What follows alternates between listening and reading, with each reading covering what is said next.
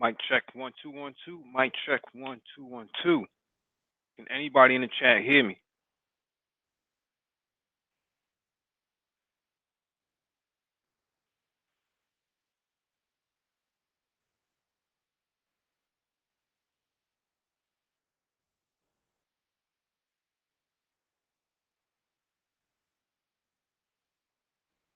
Push one in the chat if you can hear me.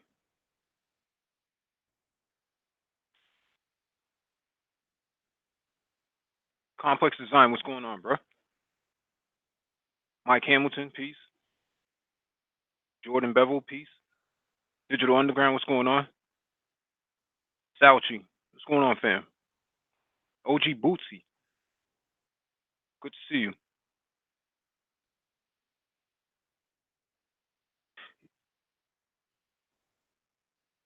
Marvin Evans, what's up, man?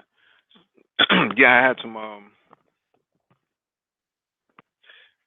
headset issues, man. I have a Bluetooth headset and a Chromebook, and then, for whatever reason, when the Hangout starts, it seems to drop the headset. So I have to keep going back and resetting it and making sure I can get it right before we start the Hangout.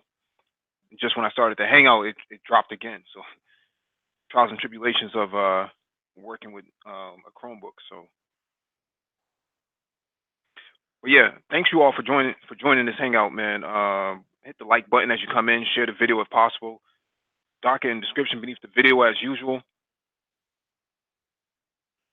We're gonna get into it. This is Geopolitics, episode 252.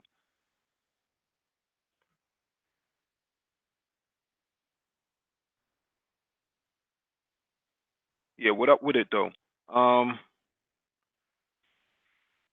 Give you guys like 90 seconds to get in. I know we started just a few minutes late, but some people may have not gotten a notice. If they did not hit that notification bell that you should hit in order to get all the push updates. But we're gonna get cracking though. Let me share my screen.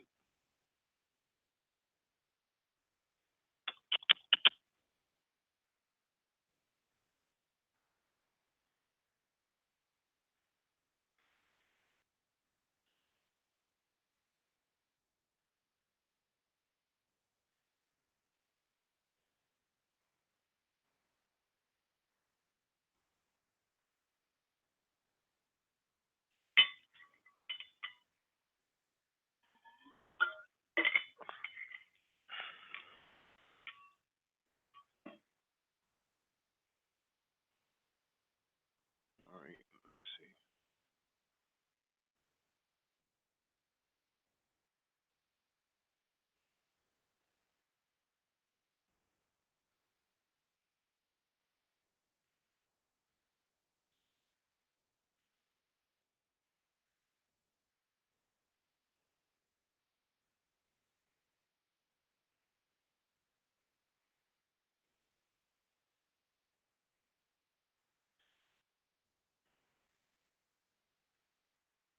All right, let's get started, man. All right, so first item on the docket is from CNN.com. Turkey bought Russian S-400 missiles designed to shoot down NATO planes. For the U.S., that's a problem. Expand my screen out. 2 years ago, Turkey declared it would buy Russia's S-400 defense system, missile defense system, because the United States had dragged its feet in selling an American alternative. But the deal, worth about $2 billion, and consummated this week, has consequences far beyond the cost to Ankara's defense budget. It calls into question the decades-long strategic relationship between Turkey and the U.S. and even Turkey's credentials as a NATO member. It probably nullifies a massive contract for Turkey to buy U.S. F-35 combat aircraft, a plane the S-400 is designed to shoot down.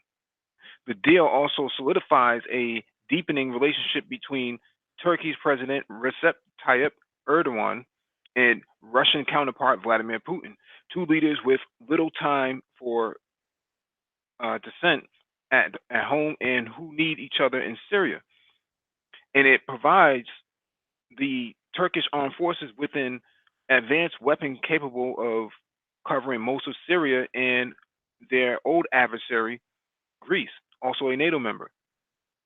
The S-400 can shoot down aircraft at a distance of up to 150 miles and intercept ballistic missiles up to 38 miles away. In essence, it is a destabilizing purchase in a region that can do without any more destabilizing. It is also an assertion by Turkey of its independence as a major regional power.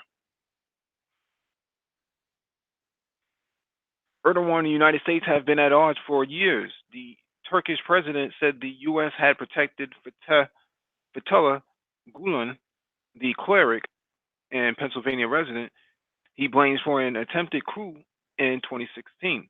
Erdogan declared the coup plotter is in your country. You are nurturing him there. It's it's out in the open. He has demanded Gulen's extradition countless times, but there's no sign U.S. authorities will accede. Erdogan and the senior members of his ruling Justice and Development Party (AKP) have often played to anti-American sentiment among the party's conservative nationalist base.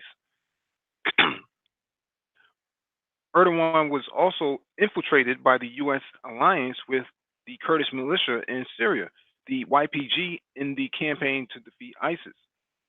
Turkey regards the YPG as a terrorist group affiliated with the PKK, which has fought the Turkish state for more than 3 decades. When the U.S. considered training a mainly Kurdish contingent to guard the Turkish border last year, Erdogan tweeted, "The U.S. has now acknowledged that it has established a terror army along our borders." The tension persists. The two sides can't agree on the establishment of a safe zone for refugees inside northern Syria, and this week CNN reported that U.S. military intelligence is observing a buildup of Turkish armored units that it may be planning cross-border combat operations amid growing concerns that U.S. troops operating in northern Syria will be caught in the middle. There are some indications that Turkey is preparing for an incursion into Syria, but the intelligence is not yet definitive, one official said. I'm not going to read all of this. This is mostly just fluff. So here's my analysis on this. Shalom, DE. Reigning woman, good evening to you. What's going on here in Turkey with this S-400 purchase is that Turkey has been looking for a long time to buy some aerial defense systems. The United States under Obama denied Turkey the Patriot PAC-3 missile system, surface-to-air missile system, during Obama's tenure. So what Turkey ended up doing was they went to China and we're going to buy the HQ-9. The HQ-9 is the equivalent of a S-300 Russian surface-to-air missile system. And the United States government, with NATO, decided that this would violate the partnership within NATO for Turkey if they did go ahead and buy the Chinese surface-to-air missile system. So that was in 2013. What happened now is that Russia had a really nice system ready to go, and there was a coup attempt in 2016 to take down Erdogan. What Erdogan figured out was that they need some kind of aerial defense, and they are lacking aerial defense. So if Turkey decides that they want to go their own way, there's a high probability that they could actually be taken out from the air. So they needed the S-400 system as a means to defend themselves, and Russia was able to provide this, and they made well on their commitment. Now, how this relates to the Kurds um, are, for all intents and purposes, more akin to African Americans in America. They are there uh, against their own volition for the most part. They don't have a state; they are stateless, even though they have a strong demographic, a strong population of people. But they are armed. They are armed up by the United States and European powers. And what's happening now is that Turkey wants to go into Syria and ethnically cleanse these people out of the northern part of Syria. And the United States is there in the mix of all that, and Turkey is not going to go in there and start taking out U.S. military along with Kurdish militia. So this is very complicated from a geopolitical standpoint, but personally, I stand with the Kurds. I think that the Kurds should be able to defend themselves in that territory if you have a state power coming in trying to cleanse them out. Number two, the Kurds in the north are actually citizens of Syria. So by law, the Syrian government under Bashar al-Assad has a right to go in and actually protect um, the Kurdish workers or the Kurdish people. So the idea that you can go into another country and cleanse out another group of people because they're on your border is not. It's laughable on its face. Um, Although I understand where Turkey is coming from, the idea that you can go in there and ethnically cleanse people because you don't like them is unacceptable and kind of puts you at odds because of the Armenian genocide. For those who don't know, there was an Armenian genocide during the Ottoman Empire, or the downfall of the Ottoman Empire, where they went into Armenia and cleansed out a whole bunch of Armenians. So Turkey has a history of committing all sorts of human rights violations and war crimes. Not that it's our business, but I think it's important for people to understand um, that the Kurds are a case study in all of this for ADOS members or people who claim ADOS of how to defend yourself. And they have men and they have women um, in their brigades, in their ranks.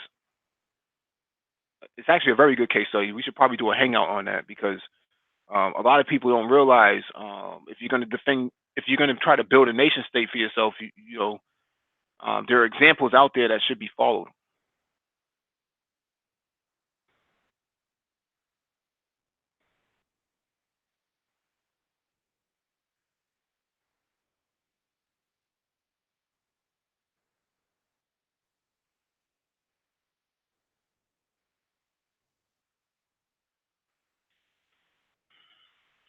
All right, let me get to this next article.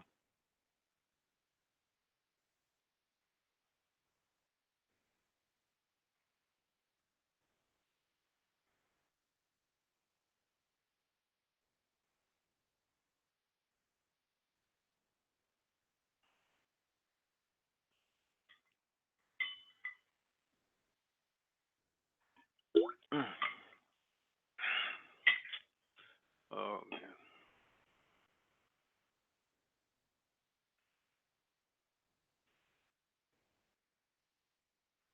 All right, this one is from Forbes.com. Crash UAE military spy satellite raises possibility of enemy cyber attack.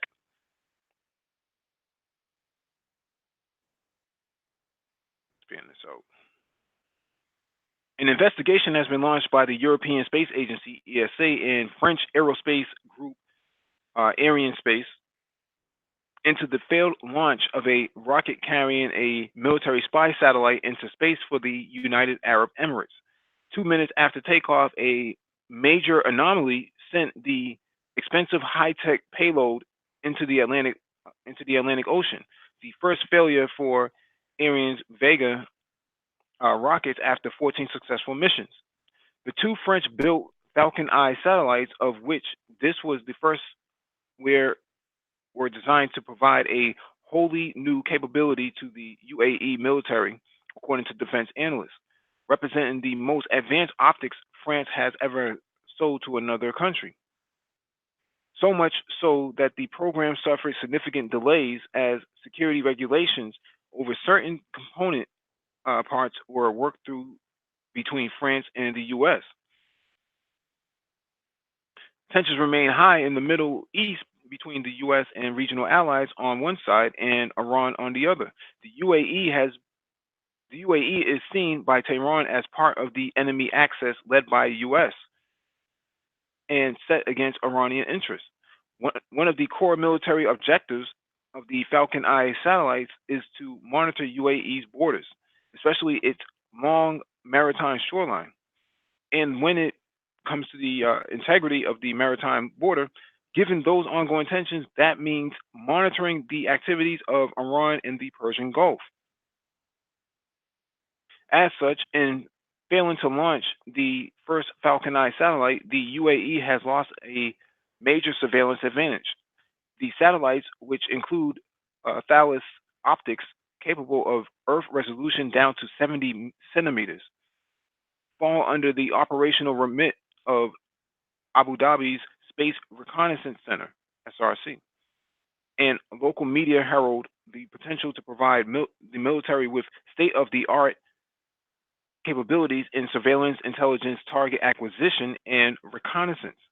The prime contractor for the UAE satellite program is Airbus, and the defense giant's head of space systems herald Falcon Eye's high performance Earth observation satellite system as providing an unrivaled observation capability to the Emiratis armed forces.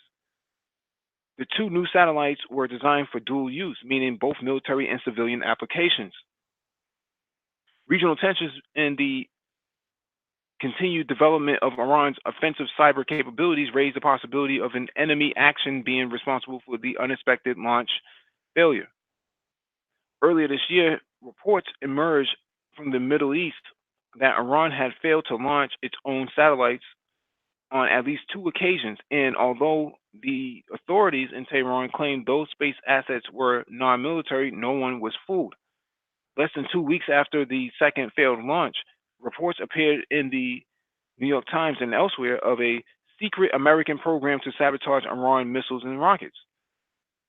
Iran's space record is poor by any measure. Almost 70% of their launches have failed, compared to the 5% industry average. Washington takes the uh, understandable view that an Iranian space program is just a ballistic missile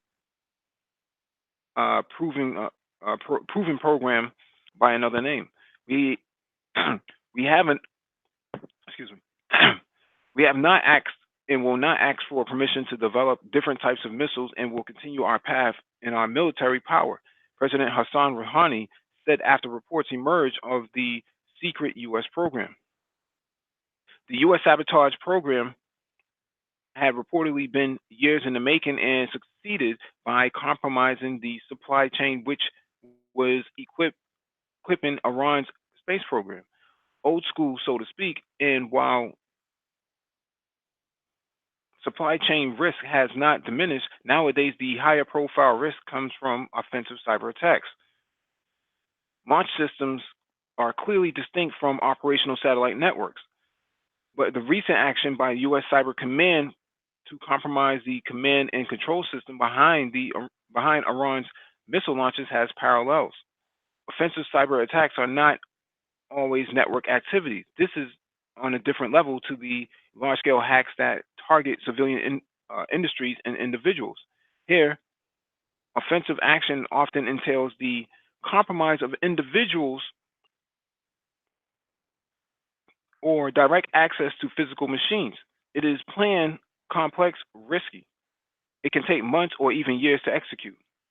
Philip Ingram, now a defense analyst after years with British military intelligence, told me that attacking a satellite program not only reduces capability, but also carries an economic impact.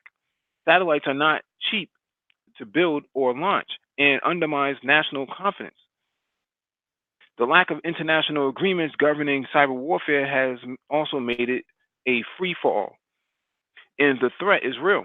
Research this month from leading defense think tank suggested that U.S.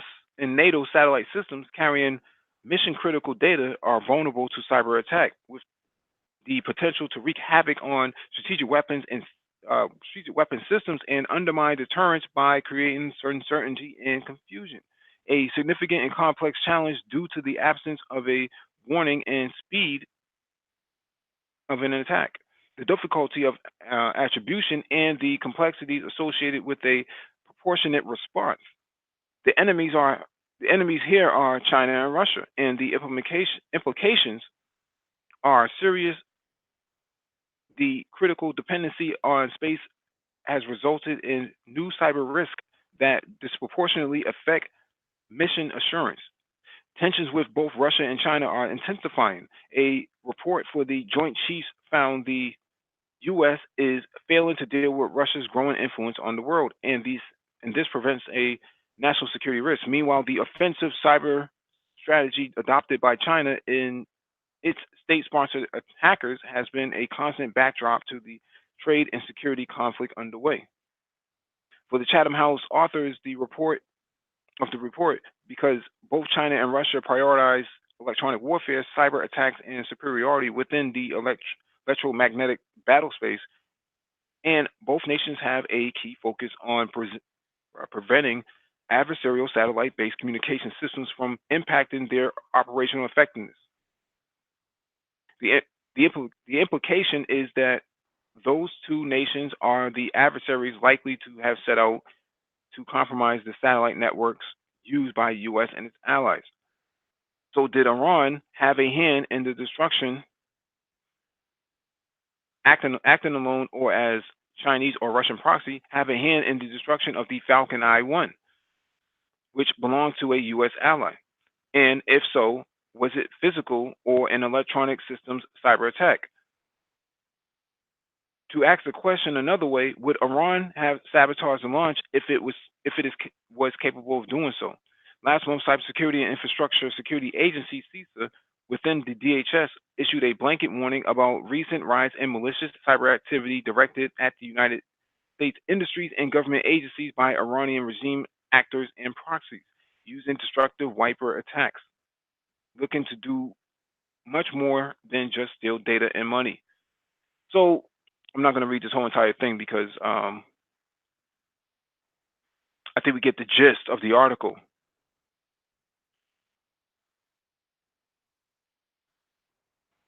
Hey, what's going on, Mike Hamilton?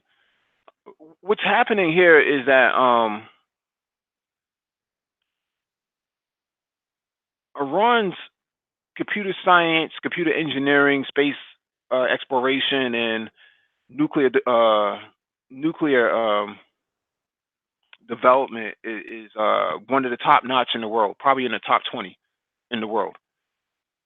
And the UAE does not have a true industry of its own. It's really dependent upon foreign powers to actually assist it in designing and development of its own personal advancement.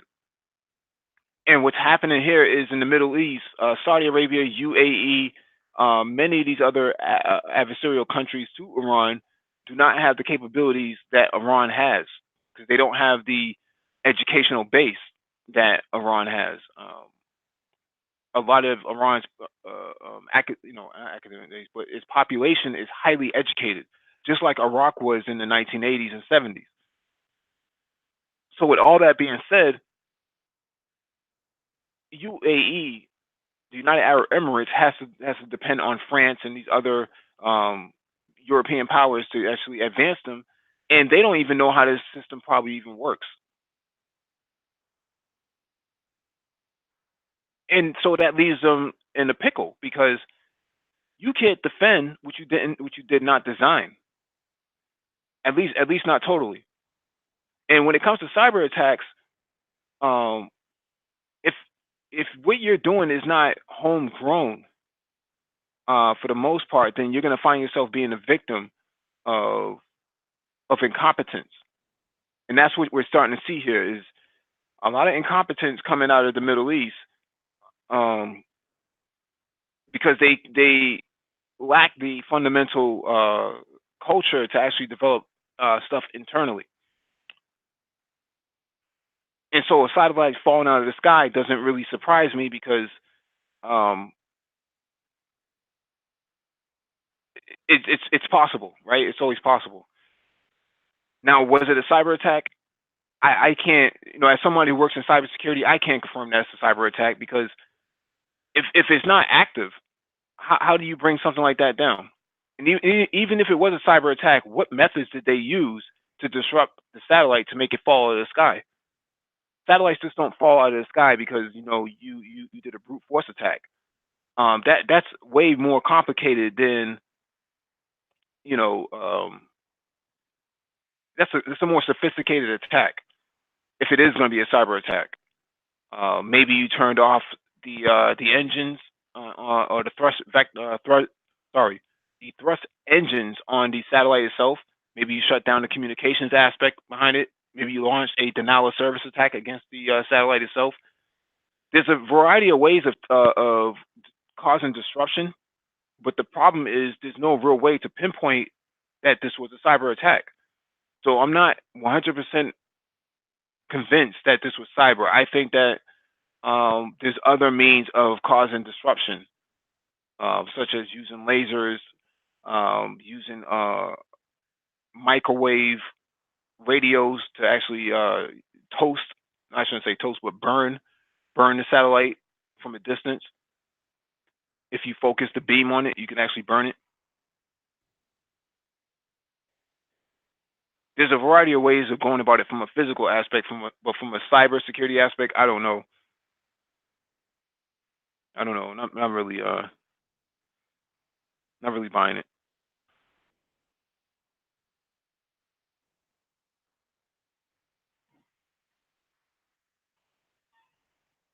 All right, let me get to this next article.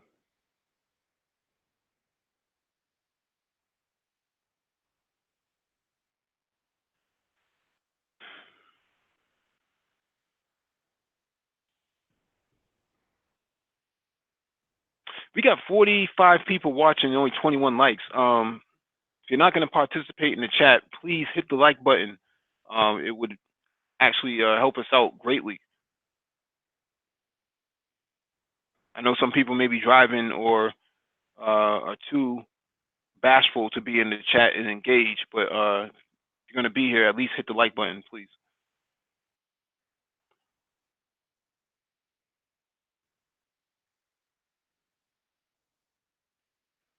All right, let me get to this next article.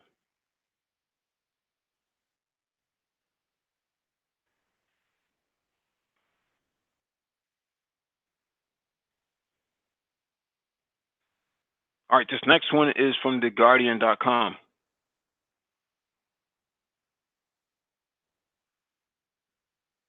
Is the U.S. nudging Britain into dangerous waters with Iran? Expand this out. A chain of events has triggered that is increasingly exposing the United Kingdom diplomatically and militarily in the Gulf. The UK has put British shipping on maximum alert in the Gulf, just as the Foreign Secretary Jeremy Hunt is forced to admit that due to successive defense cuts, the UK does not have the resources to defend British vessels.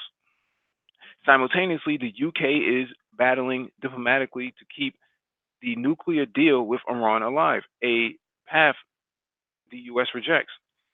British officials insist there is no connection between freedom of navigation and the preservation of the Joint Comprehensive Plan of Action, JCPOA, as the deal is known. But the two issues are inextricably linked. British officials weighed the implications for the nuclear deal before British Marines seized Grace 1 and Iranian-owned oil tanker off the Strait of Gibraltar following a request from the U.S. On one side of the ledger, the UK prides itself on upholding international law, including sanctions. The cargo was in breach of EU law because it was taking oil to Syria. But on the other side of the ledger, capturing Grace 1 would have little impact on Syria since it can still import oil from Russia. Moreover, if the UK went ahead with the seizure, it would be looked into a long legal battle, while British shipping in the Gulf would be vulnerable to Iranian reprisals and damage. The UK did not need another row with Iran, just as the talks between Tehran and the UK, France, and Germany to rescue the nuclear deal reached their most sensitive stage. Tehran had for weeks been gradually reducing its commitments under the deal in a calibrated effort to force Europe to do more to challenge U.S. policy. Lord Howell, a former conservative cabinet minister and chairman of the Lord's International Relations Committee, asked his government on Thursday whether it was such a good idea to raid the Iranian oil tanker in Gibraltar in the first place. He said, "Obviously, we want to stop oil getting to President Assad, although probably he can get all the oil he wants from Russia. Are we not supposed to be on the same side as the Iranians on the question of nuclear proliferation and control? Can we have a firm assurance that we did this not just at the say so of the US?" Lady Goldie for the government insisted the request to intercept the ship came from the government of Gibraltar, but foreign office officials in the past have indicated the biggest factor in play was pressure from the US. Speaking on the BBC, Natalie Tochi, the special advisor to the EU foreign policy chief Federica Mogherini, put the UK decision in a wider political context. The UK is feeling its own fragility and a fear of isolation as it tries to cut off its membership from the EU. There's a line connecting the Iran story and the UK ambassador to the US. Either way, one Grace, once Grace 1 had been seized, UK shipping in the Gulf was in Iranian crosshairs. By the weekend, the British government was privately advising British flagged vessels not to carry oil through the Gulf, leading to an abrupt about turn on a BP tanker, British Heritage, heading to collect oil in on Basra. By Tuesday night, the British government was lifting the cold alert to level 3, the highest possible, and on Wednesday, the giant British Heritage was interrupted by Iranian ships. Curiously, media briefing about British Heritage and the intervention by HMS Montrose, which warded off the Iranian boats by aiming its guns at them, came originally from the US and not the Ministry of Defense. The episode has highlighted the vulnerability of British shipping. There are not too many large British oil tankers in the region, 50 or so out of the 800, but they are now targets, and not all of them can be protected. At the same time, the British appear to be skeptical of U.S. plans to form a multinational maritime protection force in the Gulf. The UK is awaiting the details of the U.S. proposals, but at the briefing on Tuesday, General Joseph Dunford, chairman of the U.S. military's Joint Chief of Staff, said he wanted to ensure freedom of navigation. The U.S. would provide command and control ships, leading surveillance efforts, he said.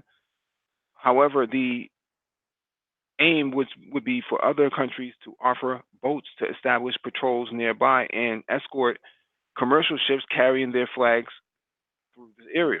The UK has not rejected this plan, but seems to be nervous about that the US, with a different political agenda towards Iran, should direct ships, including those flagged by countries that are not seeking a showdown with Tehran. So again,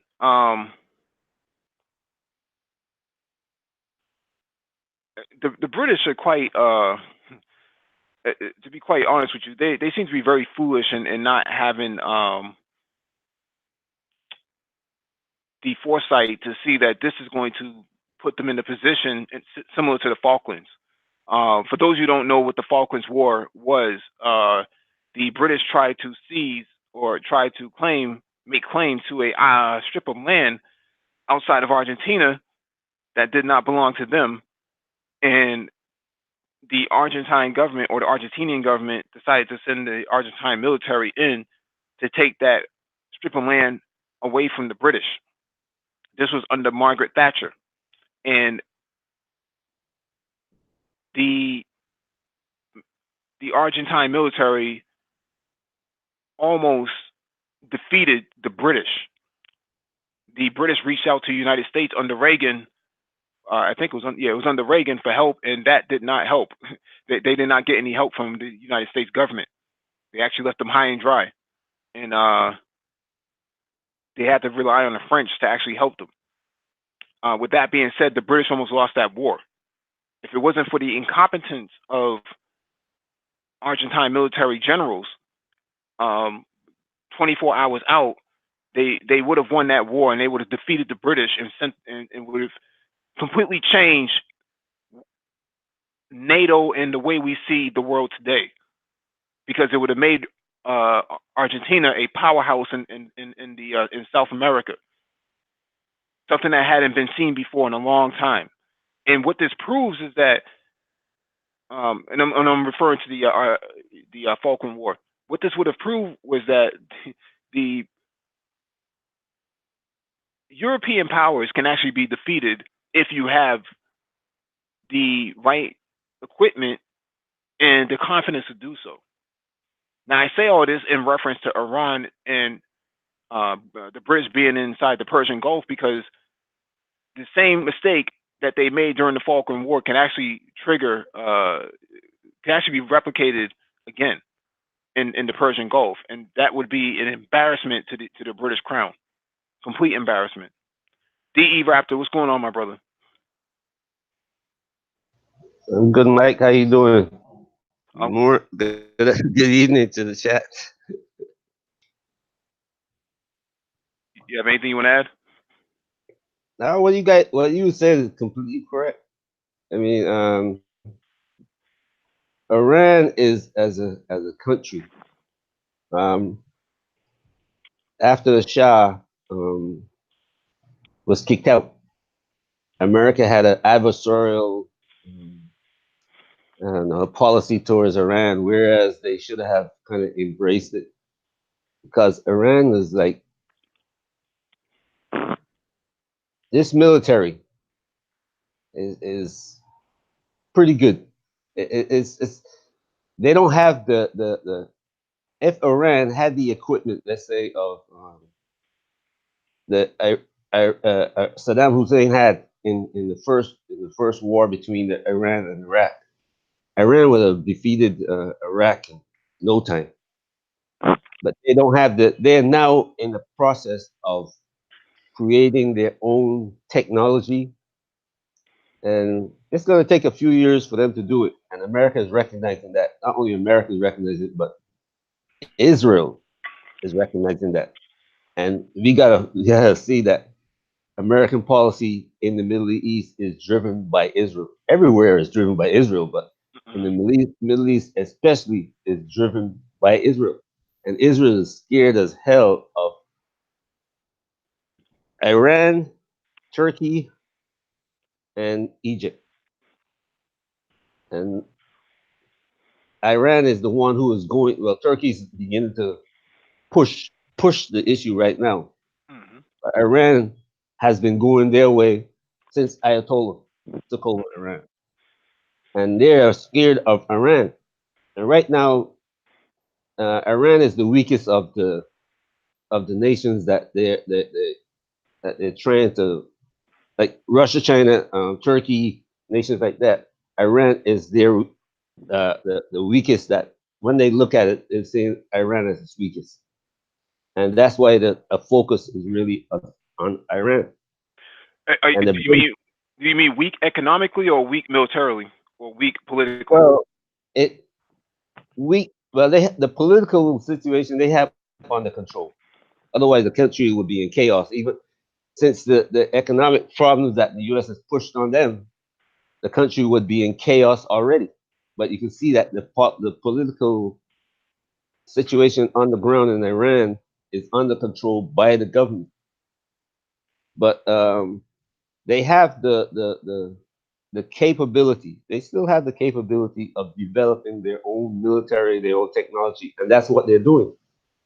And if the West keep pushing them as they, if America keep pushing them as it's doing right now, that technology is going to develop faster.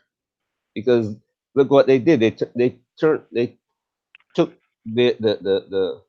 one drone that they shut down, took out, and they reversed that technology. They gave it to the Russian Chinese. The Chinese and the Russians are now helping them to build their own using the technology that they have. Not only using the technology that they have, but the electronic warfare capability that was built into that drone. They are using it now. And you're talking about taking up the satellite. That's what the type of technology that the U.S. used, microwave technology. You don't have to infiltrate your electronic controls. Microwave technology can just burn you up from the inside, Right. and things would fall out of the sky. Right. So Iran is developing, and what the American is seeing is that they really can. Every time that they try something, yes, it succeeds in a way, but Iran turns around and use it against the U.S. and its allies later.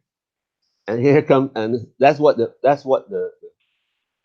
Americans are finding out, and now they're trying to bring the British into this thing because nobody else wants to get in. The French don't want to get in, and the Germans don't want to get in. The French are leaning towards the Chinese. The Germans try to lean towards the Chinese and the Russian because the Germans um, don't want to. The Germans would rather be political Mhm. more than adversarial. They get more value out of being playing the political game than being the adversarial game, and they are gaining more from it. So that's the play. That's what they're trying to do. And you see, like the other day, you guys are talking about the U.S. trying to push the Germans to send their army to the Middle East. Germans say, "Why would you do that?" You You know, know what it is, between Germany and France is that they have investments inside Iran, right? Germany has BMW and Mercedes, Daimler, and Bosch, and all these German companies inside Iran waiting to do business. But the JCPOA has been suspended so that nobody can do business in Iran because the United States threatened to sanction private companies out of Europe for doing business in there. Same thing with France. Renault and what's the other French, Peugeot. These car companies and these other French companies, like Keolis and the rest of them, have already established contracts in Iran. The problem is they can't do business because the United States has threatened to sanction them. So, though Germany and France don't want to get involved in the conflict because their private company CEOs are saying, "Hey, why are you guys, why would you guys go in there and sabotage the deal by picking a fight with them when we're the ones who are going to be benefiting anyways?" United States doesn't gain anything from this because, um, well, they don't lose anything by doing all this because they don't have any real business in it anyways, right? I mean, I think the biggest business partner, American side that was in there was Boeing. Boeing was supposed to build some 737s for Iran, and that's not going to happen now, right? Because of this stupid administration that decided to tear up the deal. what you said there is correct. Iran, um, when if you go back to when they signed the JCPOA, um, Iran specifically brought in the French and the Germans. Hmm. They gave the contracts to the French and the Germans as a I don't know if it was a gift for their participation, and they're helping Iran to make the deal, Mhm. and also to keep the U.S. companies out, trying to kind of like almost like a balance. You know what I'm saying? Mhm. Because now the EU is going to be protecting it, try to protect its own, while America doesn't have can't say, well, we got to protect anything. They don't have anything to protect, Yeah. and so the EU would help Iran, whatever the case that whenever they have a case against the U.S. because Iran knew. Ayatollah knows that how the U.S. does business. I mean, he's been watching the U.S. do business all over the world and he's watched the U.S. attack all the nations around Iran. So they made that deal specifically, even though they didn't really have to, because Obama wasn't going to send in the military. But they Mhm. made the deal, and they made it that way specifically to kind of like create a balance. And then they had the Russians and the Chinese supporting them anyway. But this was just to keep a divide between the U.S. and the EU.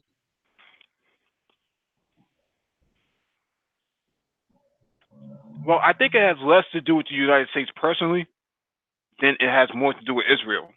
Israel benefits more than the United States does because they're sitting a few hours away from Iran, right? Israel to Iran is a 12-hour drive at best, maybe 16 hours at best, but it's still considerably very close, to Israel than it is to the United States. So the United States enforces these sort of policies because they're not going to be impacted by it, but Israel benefits from this by slowing down the economy of Iran and not really losing anything because Israeli companies are not inside Iran anyway, so it doesn't matter. Yeah, with a developing Iran, um, the area around the Middle East is Iran doesn't have to throw its military around because then, because look at in Beirut, Hmm. Hezbollah is there. They Hmm. didn't. Iran didn't send any military into Beirut, but Hezbollah developed a model from Iran. Now the same problem is developing in Syria because of the foolishness that the Israeli did and bringing U.S. into that conflict.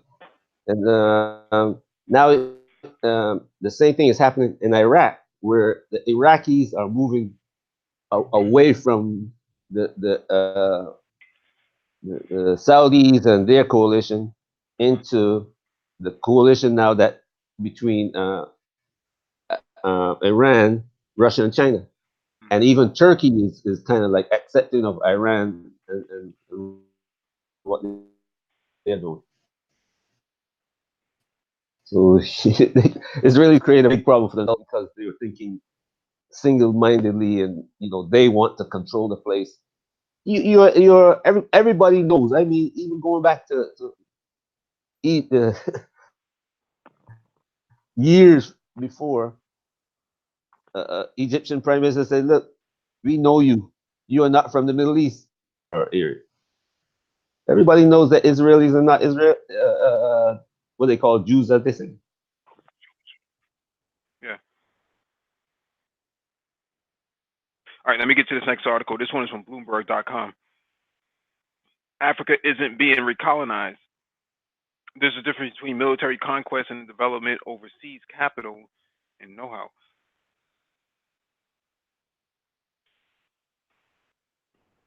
Figuring this out. A number of African countries appear to be in the early stages of their own industrial revolution, promising to lift hundreds of millions out of grinding poverty. Much of the impetus for this transformation is coming from Chinese investment. This is a chart of investment in Africa. So we see that China is leading the pack out of all Western powers.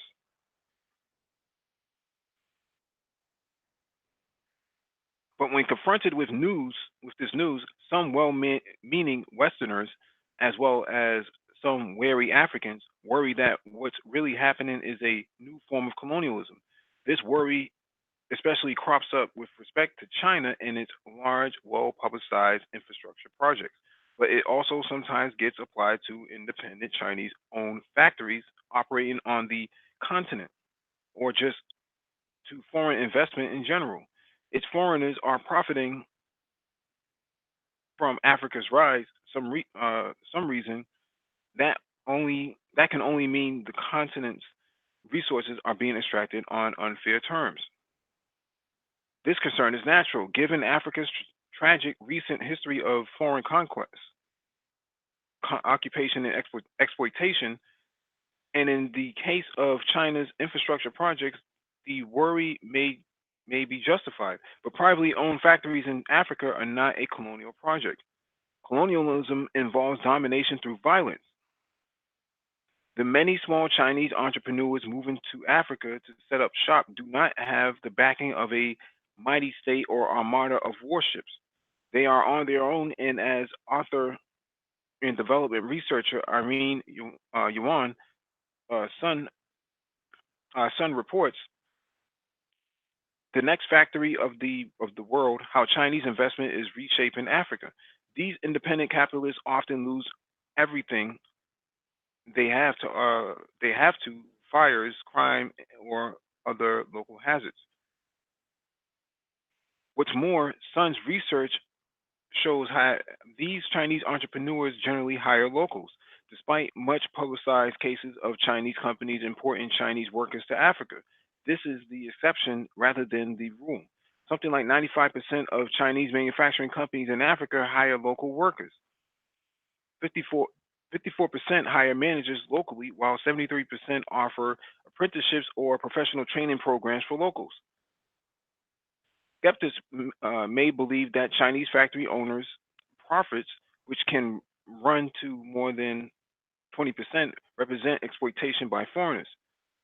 But because most Chinese entrepreneurs live in Africa near the factories they run, much of the profit gets spent locally and is thus pumped back into the local economy. Furthermore, although wages are low and factory conditions are often harsh or dangerous, sadly typical for countries in the early stages of industrialization. A profit margin of 20% still means that the bulk of the business's expenditures are flowing to the workers and suppliers, many of whom are African. The profits reaped by these uh, uh, ex, uh, expatriate Chinese entrepreneurs don't represent colonialist resource exploitation. Instead, they represent the win win nature of industrialization. Unlike economies based on natural resources, industrial economies are not zero sum games. They represent they represent the creation of wealth through human ingenuity and labor. Just because Chinese factory owners are winning doesn't mean African workers are losing. Of course, in the long run, Africans should and will become owners and capitalists themselves. African managers in Chinese factories will learn the tricks of the trade and then strike out on their own. But for now, foreign investment in African manufacturing looks similar to the early stages of industrialization in China itself. Under Deng Xiaoping and his successors, China threw open the doors to foreign capital, offering itself as a low cost production platform for foreigners. That was only the first stage. However, as Chinese workers learned from the foreigners and eventually moved up the value chain. So, private Chinese investment in Africa isn't a form of colonialism, and the Japanese, German, and Indian multinationals now setting up shop in Africa aren't colonizers. This is how development works. But there's one type of Chinese involvement in Africa that does threaten to become something akin to colonialism: Chinese government infrastructure loans. Chinese government banks are leading or lending African governments large amounts of money to build roads, bridges, ports, and so on, often secretly. Although some of that infrastructure will be beneficial for African countries, some projects will not recoup their costs. When that happens, small African countries will be left holding the bag, owing money to the mighty Chinese government. China will then hold substantial leverage over its African debtors. If that's not an old if that's not old style colonialism, it's too close for comfort. African governments should be wary of these Chinese state-owned banks offering lavish loans. Instead, they should focus on soliciting private investment in manufacturing industries while providing infrastructure, education, and other public goods on their own. The strategy will ensure that Africa's road to industrialization is as rapid and smooth as possible without the taint of colonialism.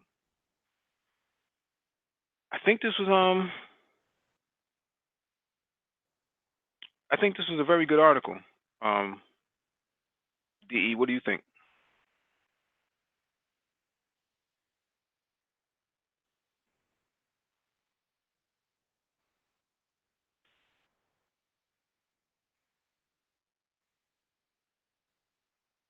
Okay, DE's away from right now.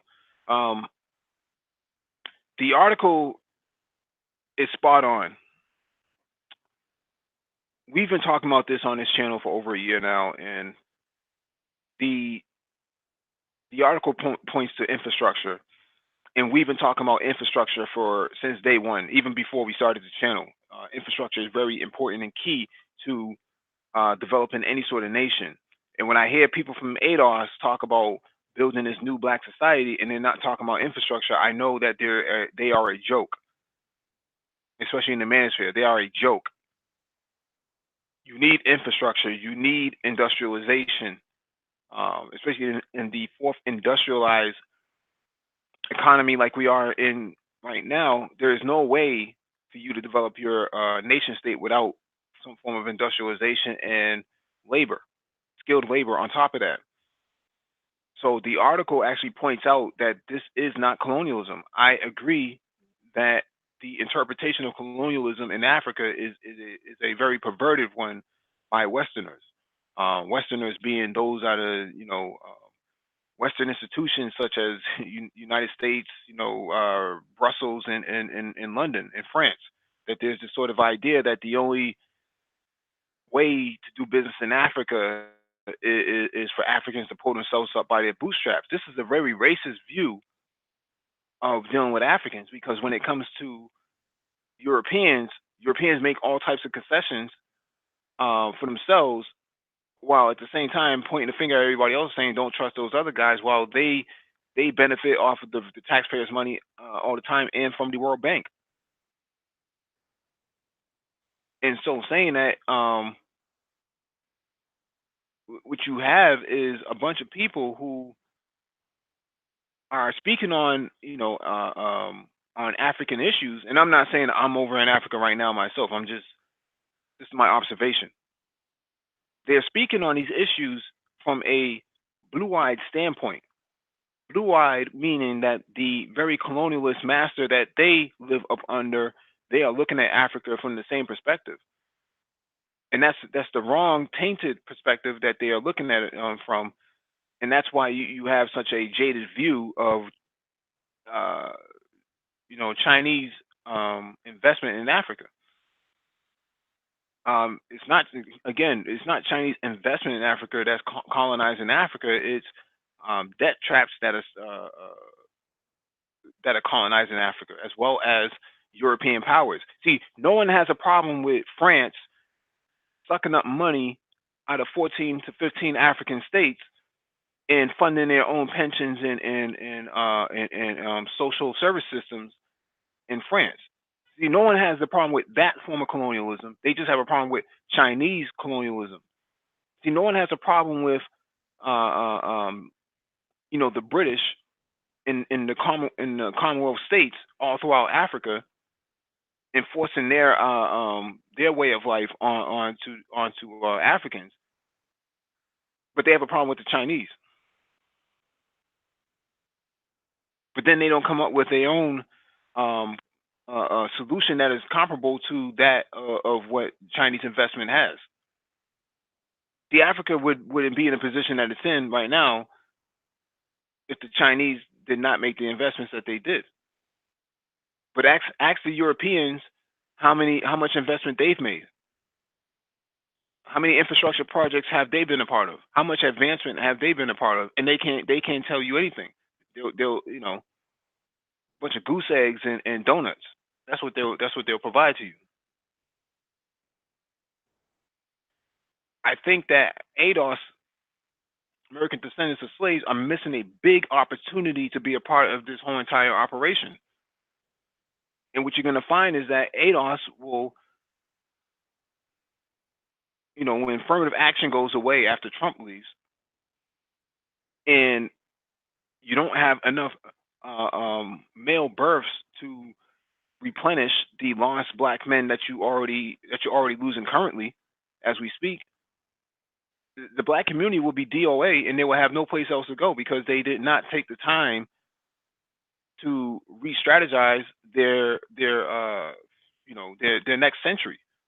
There may not be any ADOS by 2090, 2095. May not be anything left.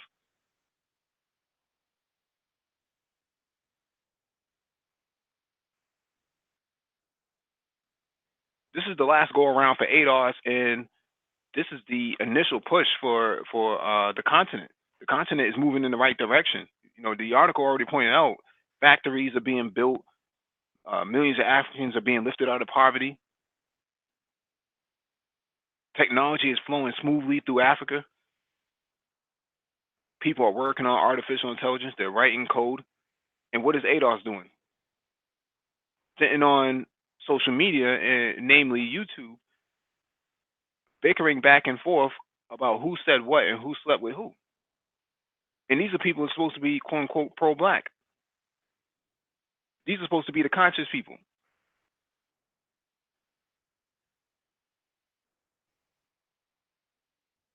You can't put on an unk piece in an African medallion with beads and go hotep, hotep, hotep, and think that that's a part of being pro black.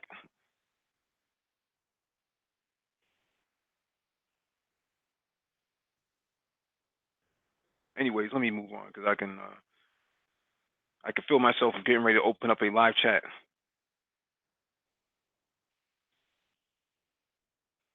Albert Bird, what's going on, bro? I wasn't talking about you.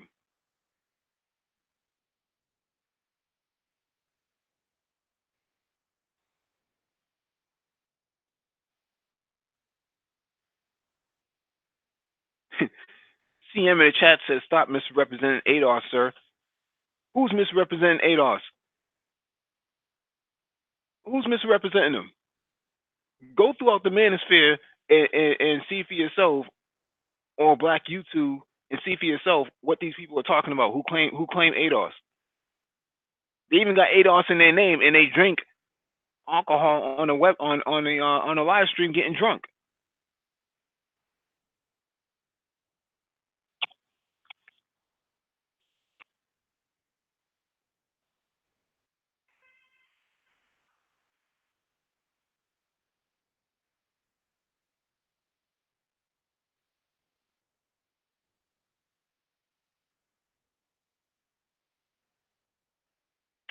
Yeah, Albert, it's about the collective.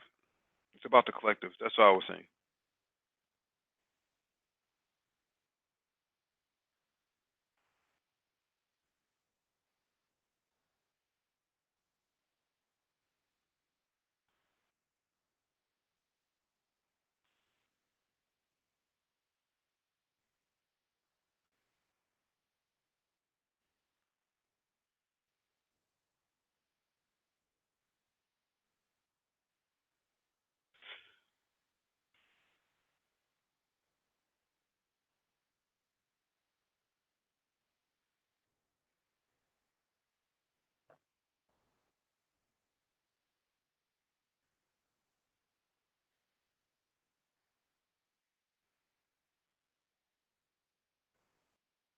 All right, let me get to this next article from CNN. China holds drills in Taiwan Strait, calls for sanctions against U.S. companies. Expand this out. China held military drills off the coast of Taiwan as tensions rise between Beijing and Washington over U.S. support for the island that China views as part of its territory.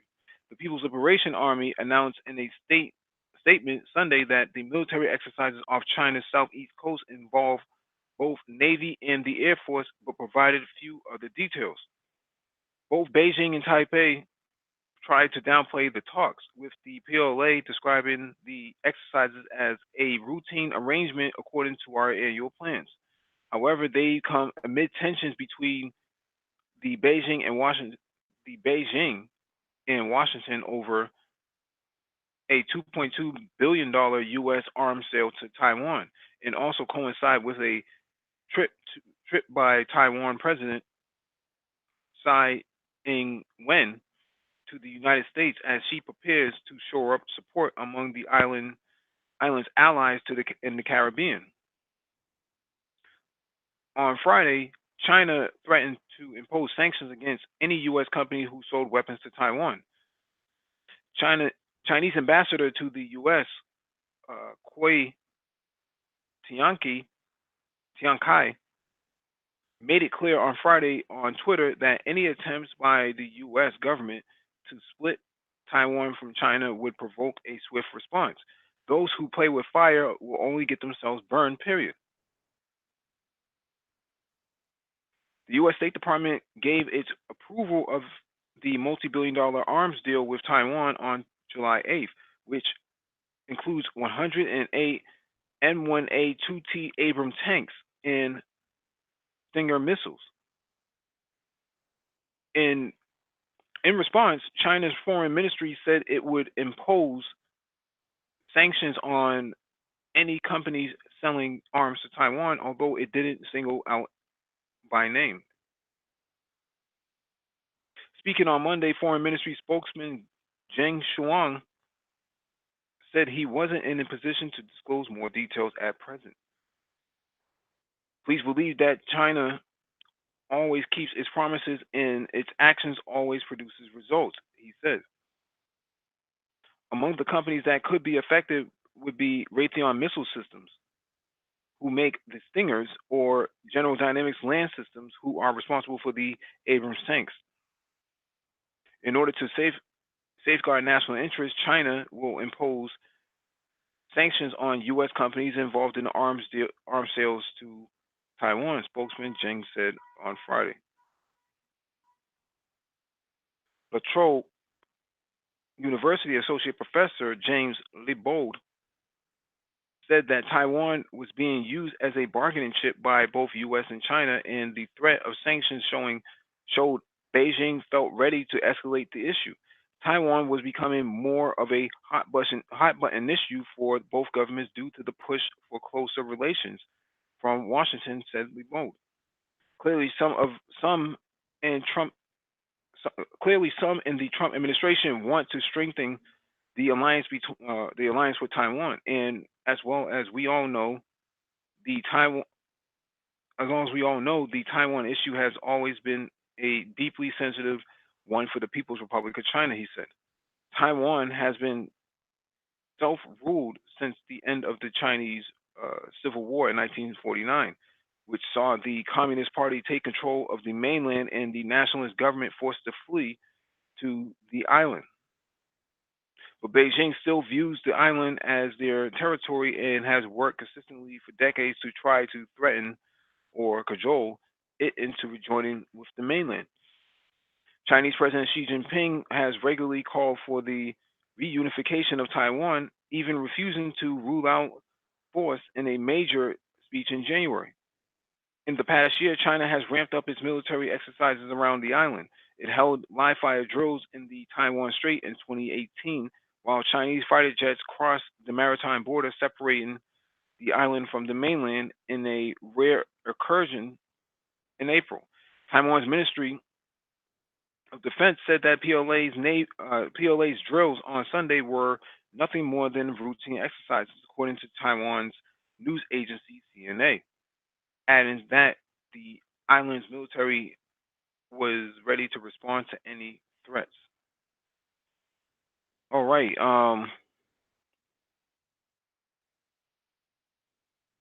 I don't know how much blood China is willing to sacrifice over something like this. Um, you have to ask yourself, is it really worth going into Taiwan to try to take territory back that the people on the island don't want to be a part of you, for the most part. Um, the, there's different dialects and different nuances within the culture now after what 70 years, if not more.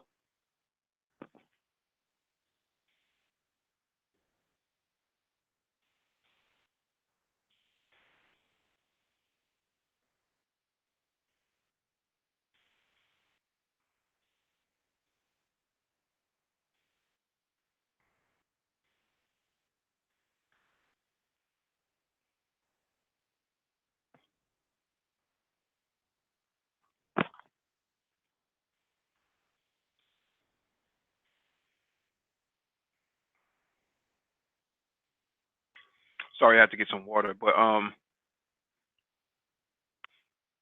China going into Taiwan would be a bit of a suicide mission. All of their landing craft would be destroyed before they even reach land. Their the coastal battery systems of Taiwan would obliterate everything that China sends across the strait, for all intents and purposes. Um, Taiwanese warships were pretty much are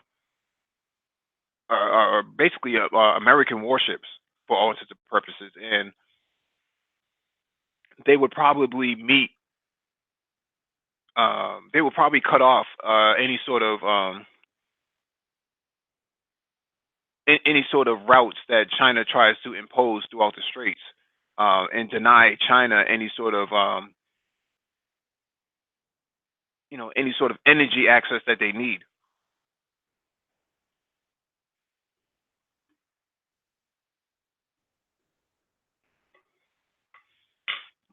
Not saying that China would lose, but they would lose massive manpower going in. I would probably estimate that the first 2 and 3 waves of forces going in would be obliterated going in. There's no way they can take it. But Taiwan does not have a very um, deep military. A lot of their military are reservists and civilian. So they will be relying on police forces and firefighters and everybody else who can pick up an arm to defend the island. They would need that. And I think they already do that now.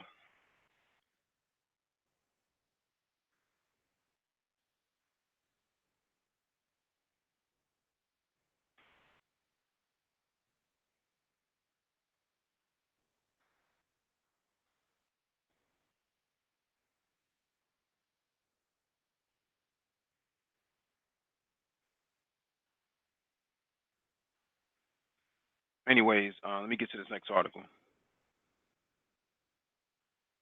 We got 60 people watching, only 45 likes. Again, if you're not going to participate in the chat and you're just going to listen, at the very least, please hit the like button.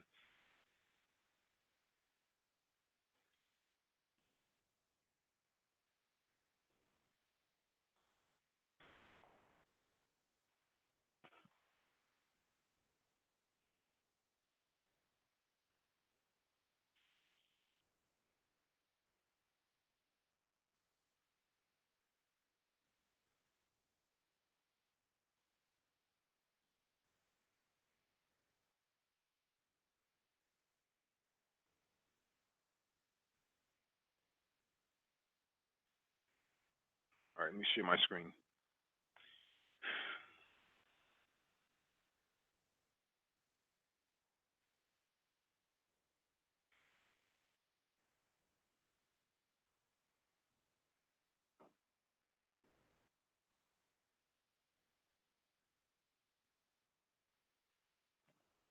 All right, this one is from Forbes.com, preventing U.S.-China escalation over Iranian oil. The U.S.-China trade war is escalating with today's threat by President Donald J. Trump to impose additional sanctions on Beijing and recent aggressive exercises by the People's Liberation Army in the Taiwan Strait. We just got finished covering that article. It is easy to see how the economic quarrel between the U.S. and China could turn into a military one, but that's not all. The State Department is considering how to punish China after it purchased more than 1 million barrels of Iranian crude oil last month in direct violation of U.S. oil sanctions. American policymakers should not plunge headlong into an escalation. However, if the U.S. plays its cards right, China's energy relationship with Iran could actually be used as a vehicle to diffuse U.S. China tensions rather than stoke them further. Though bilateral relations have bilateral relations have improved slightly following Trump's meeting with Xi Jinping at the G20 summit in Osaka, where the U.S. president uh, uh, intimidated lifting the trade ban on Huawei, the ongoing trade conflict has created a serious rift between the U.S., United States, and China. Analyst estimate that sweeping tariffs, which affect everything from soybeans to iPhones, have cost the U.S. and China as much as 0.2% and 0.6% of their GDPs, respectively.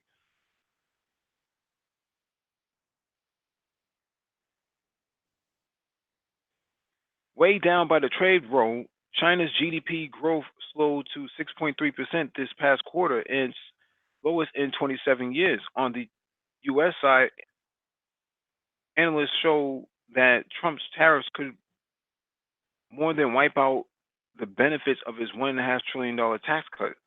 In addition, China's $110 billion in retaliatory tariffs are putting the screws on U.S. exporters. Beijing's refusal to cease purchasing oil from the Islamic Republic after the U.S. imposed May 2nd waiver deadline could add yet more fuel to this roaring fire.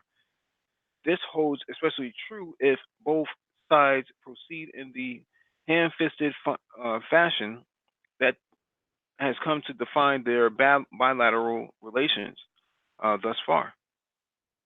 In 2017 and 2018, China imported between 500,000 to 600,000 barrels per day of Iranian oil during the months of January and February. Throughout 2018, Chinese imports of Iranian oil averaged 585,000 barrels per day. According to Chinese customs data, S&P states that those numbers have since dropped to 150,000 to 220,000 barrels per day in June and July. But these reduced figures still do not satisfy the State Department's demand for total cession of Iranian oil purchases. China is the largest importer of crude oil in the world, a title it won from the U.S. some 5 years ago. According to OPEC statistics, China's May crude oil imports numbered at around 9.5 million barrels of oil per day, of which Russia held the largest share at 16%, followed by Saudi Arabia at 12%, Iraq at 11%, and Angola at 9%.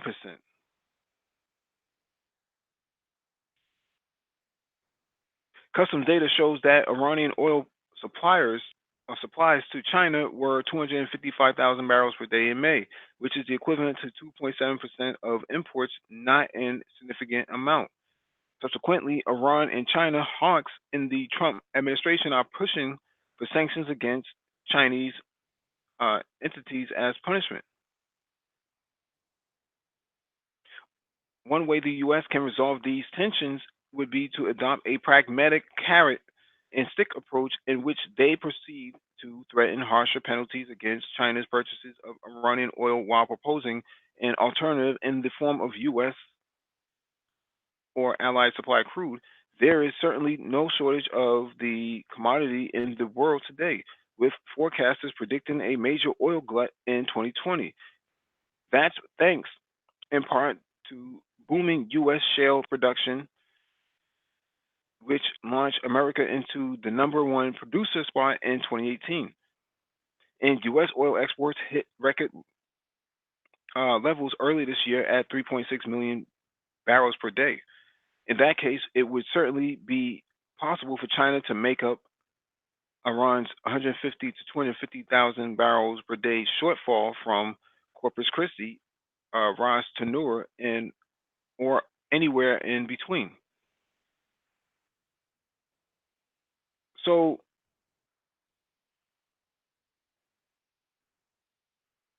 last time the United States tried to deny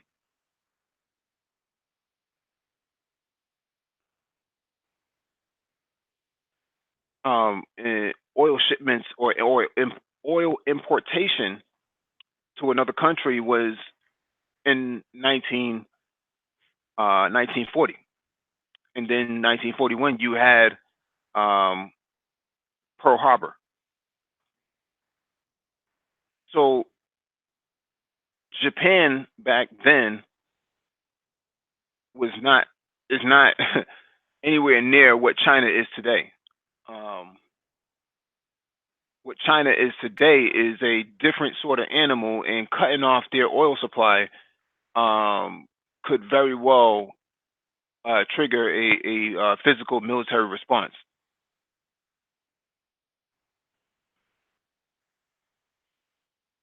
DE Raptor, you have anything you want to add to this?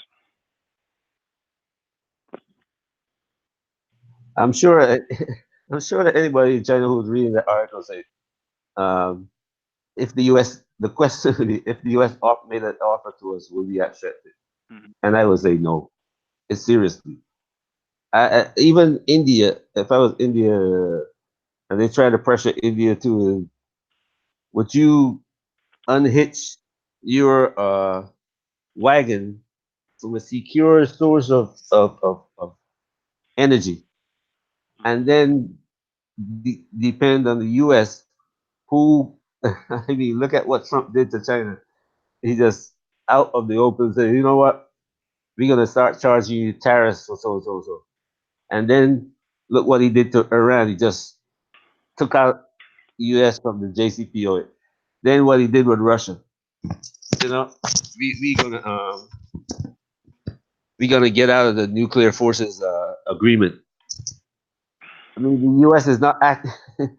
The U.S. doesn't act in any kind of rational manner, and I'm sure the Chinese are thinking about why would we do something like that. So this guy, I don't know why this guy would write an article like that, but it doesn't make any sense. I don't know who got him to write that article. I could guess, but I'm not gonna guess here. Mm-hmm. I mean, to deny, I mean, if you denied Haiti some oil, that's one thing, right? They can't defend themselves. But you deny China some, their energy, uh, they can respond to that. I saw an article a week or so ago, maybe even a few weeks ago, where they talked about Indian warships passing through the Persian Gulf to protect their oil shipments from Iran.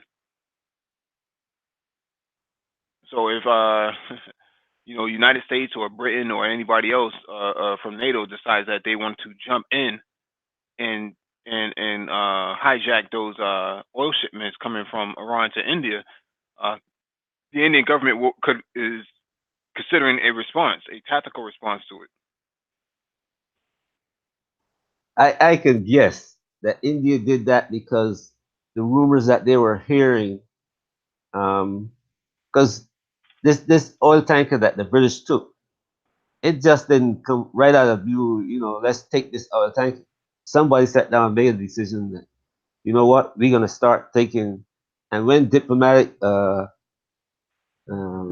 mail starts moving around the internet, Hmm. somebody's gonna pick up on those rumors, and I'm sure India, China, Russia picked up on those rumors, you know, and that what's got the Indians thinking, you know what, maybe we should do something before, because we don't know if one of the tankers that they stop is going to be coming to India Hmm. instead of you know what I'm saying. So Hmm. India say, you know what, we better be on alert, and I think uh, that's what. part of the problem is they can't depend on the U.S. Whereas before, people used to depend on the U.S. because they had to, but now everybody's starting to moving away, making backup plans to avoid the U.S. dealing with the U.S. now. Right, right. Put the U.S. in a bad position.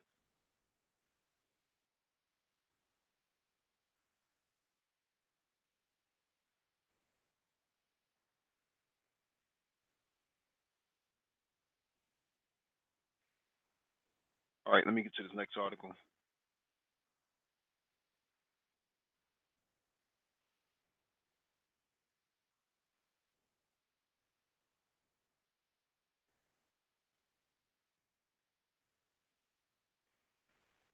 All right, this one is from the nationalinterest.org. Imagine if Russia and China built nuclear powered aircraft carriers together. Should the U.S. Navy be worried? China could partner with Russia in order to develop nuclear powered icebreakers. While the vessels would be useful in their own right, the main benefit could be to help Beijing refine reactor technology for use in future nuclear powered aircraft carriers, according to Hong Kong South China Morning Post. The Chinese Navy already possesses two conventionally powered flat tops and is building a third. But naval expert Li Xi told the newspaper that to be truly competitive, the Chinese Navy needs a ship capable of generating lots of power and high speeds in order to launch large aircraft. China really needs a more powerful nuclear powered aircraft carrier to catapult its super heavy carrier based fighter jet, the J 15. While China has good experience in the development of nuclear reactors for use on land, it has yet to master the miniaturization of process that is needed to make a nuclear power unit suitable for an aircraft carrier. What happened to my page?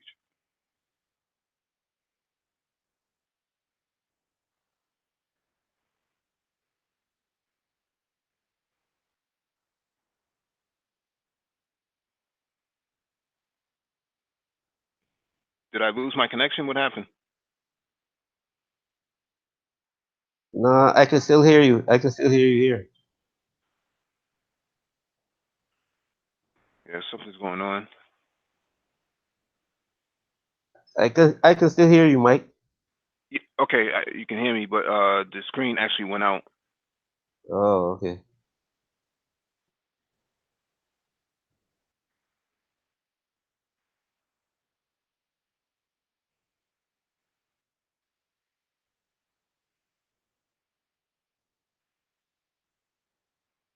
I think China could use about three nuclear carriers. Uh, Mhm. when Belt and Road is completed, they're gonna need three at least. Um, if the Russians build, well, the Russians don't really build nuclear carriers. If the Russians built two more, Mhm. then anything that NATO and US could do, they will be able to counteract. If they have between the two of them five carriers, the they will be able to protect their interests as far as trade around the world. Mhm. Yeah, I lost my shared screen. Not sure what's going on.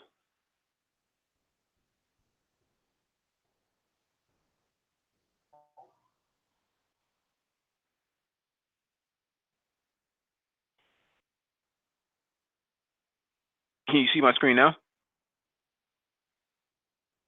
Okay. Yeah, I can see a screen now. I can see a screen. What I see in here is in a bid to cut costs in the Yep. development of Charles de Gaulle. Yep. In a bid to cut costs in the development of Charles de Gaulle, France's first and only nuclear-powered carrier, its designers used two K-15 submarine pressured water reactors as the main propulsion system. It did not work. The huge size of the vessel and the lack of power from the engines means it now has the unwanted title of being the world's slowest carrier with a top speed of just 27 knots. Experts say carriers need to be able to hit at least 30 knots to create the headwinds necessary to launch their aircraft. Interesting.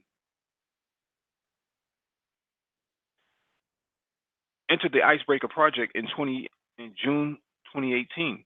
The Chinese government invited China's National Nuclear Corporation to bid on a nuclear-powered icebreaker project. The new 500 feet or 500-foot long icebreaker would be powered by modular reactors. Working on an icebreaker with Russia could benefit China as it eyes a possible fourth carrier that could feature nuclear power. Lee told South China Morning Post that carriers and icebreakers both require large amounts of power. The structural design of an icebreaker that allows it to cut through dense ice means it needs a strong propulsion system. Russia in the past pursued a similar development path. The former Soviet Union started using icebreakers as experimental platforms for the development of nuclear reactors to power carriers in the 1950s. By the time it was ready to start building its first nuclear carrier, the Yulavonks in 1988, it had already built 5 nuclear icebreakers.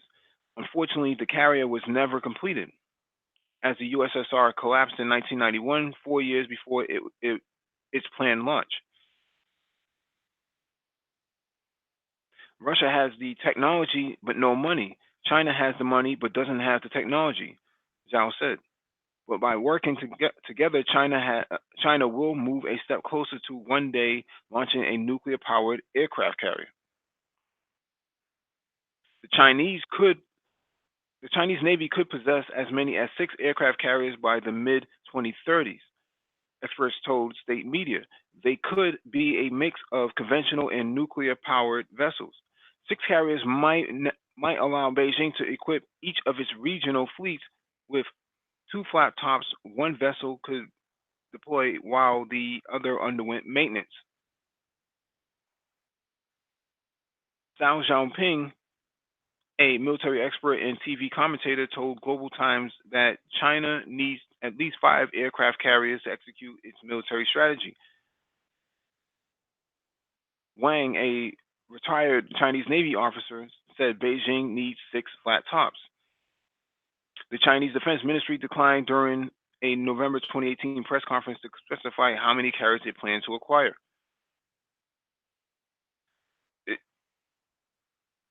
I think the difference between Russia and China in this regard is that Russia doesn't really need an aircraft carrier because they're not projecting any power anywhere. And anywhere their aircraft need to take off from, they're already there. Right? They're already in Syria, so they have a Mediterranean base.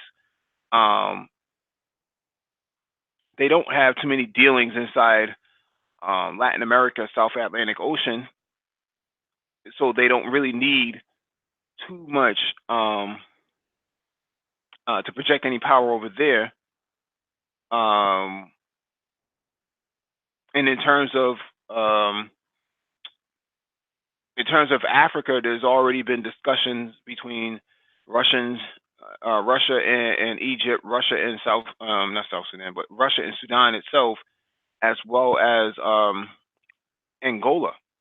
So there's been talk with Angola about putting a military base or naval base right down in the Atlantic coast of Africa. So anywhere they need to project power, they're already pretty much there. Whereas China doesn't really have that, doesn't have anything really established. The only other base they have is outside of China is in Djibouti. which is only to cover uh, anti-piracy operations. So I'm not sure if Russia really would benefit much from this because I think the world is starting to move in a different direction. And aircraft carriers might have worked in the 1950s and 60s, but when it comes to the next 20 to 25 years, I don't think you're going to need that with hypersonic weapons.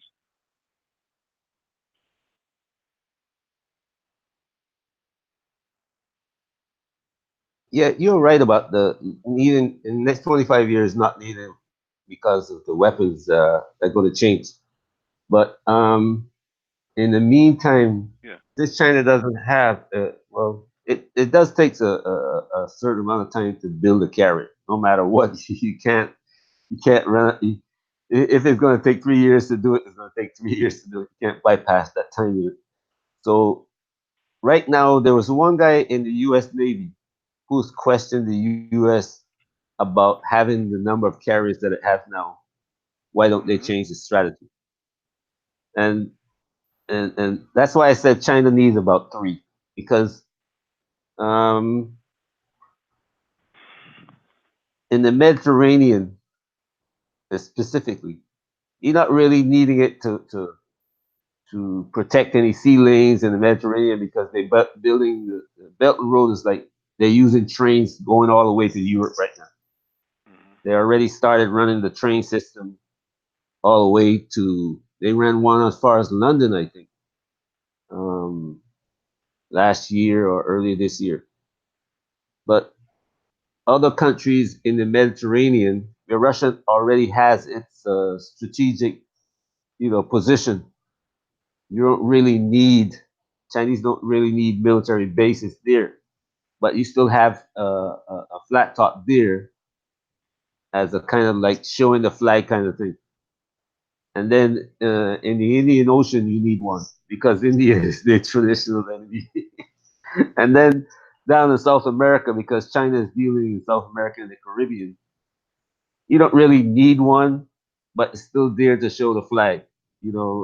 Whenever America start pushing things in the Middle East or in Asia around Taiwan, you can always sail up the coast, up the Atlantic coast, and back down South America. That's the kind of political game that you play with a carrier. So that's why I say China needs a carrier. But otherwise, with like you said, the development of newer weapons that you can just it's like shooting, and the weapon is going to your AI is going to direct the weapons even in mid-flight to what's the most critical um, enemy target. So in a while, you're not going to need it. The drone's going to be taking over where your in-house flight crew used to be. Because people are building drones now that I saw. Even Iran pulled out a drone the other day that they can put weapons on, Hmm.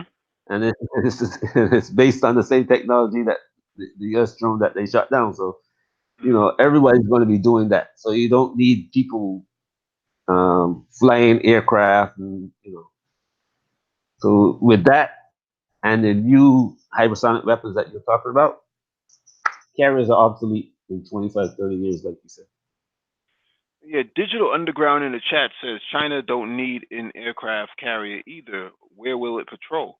Everywhere that it needs to, that it has the BRI, which is the Belt and Road Initiative. That's what they're trying to protect. And in order to protect something like that, you need the ability to project power.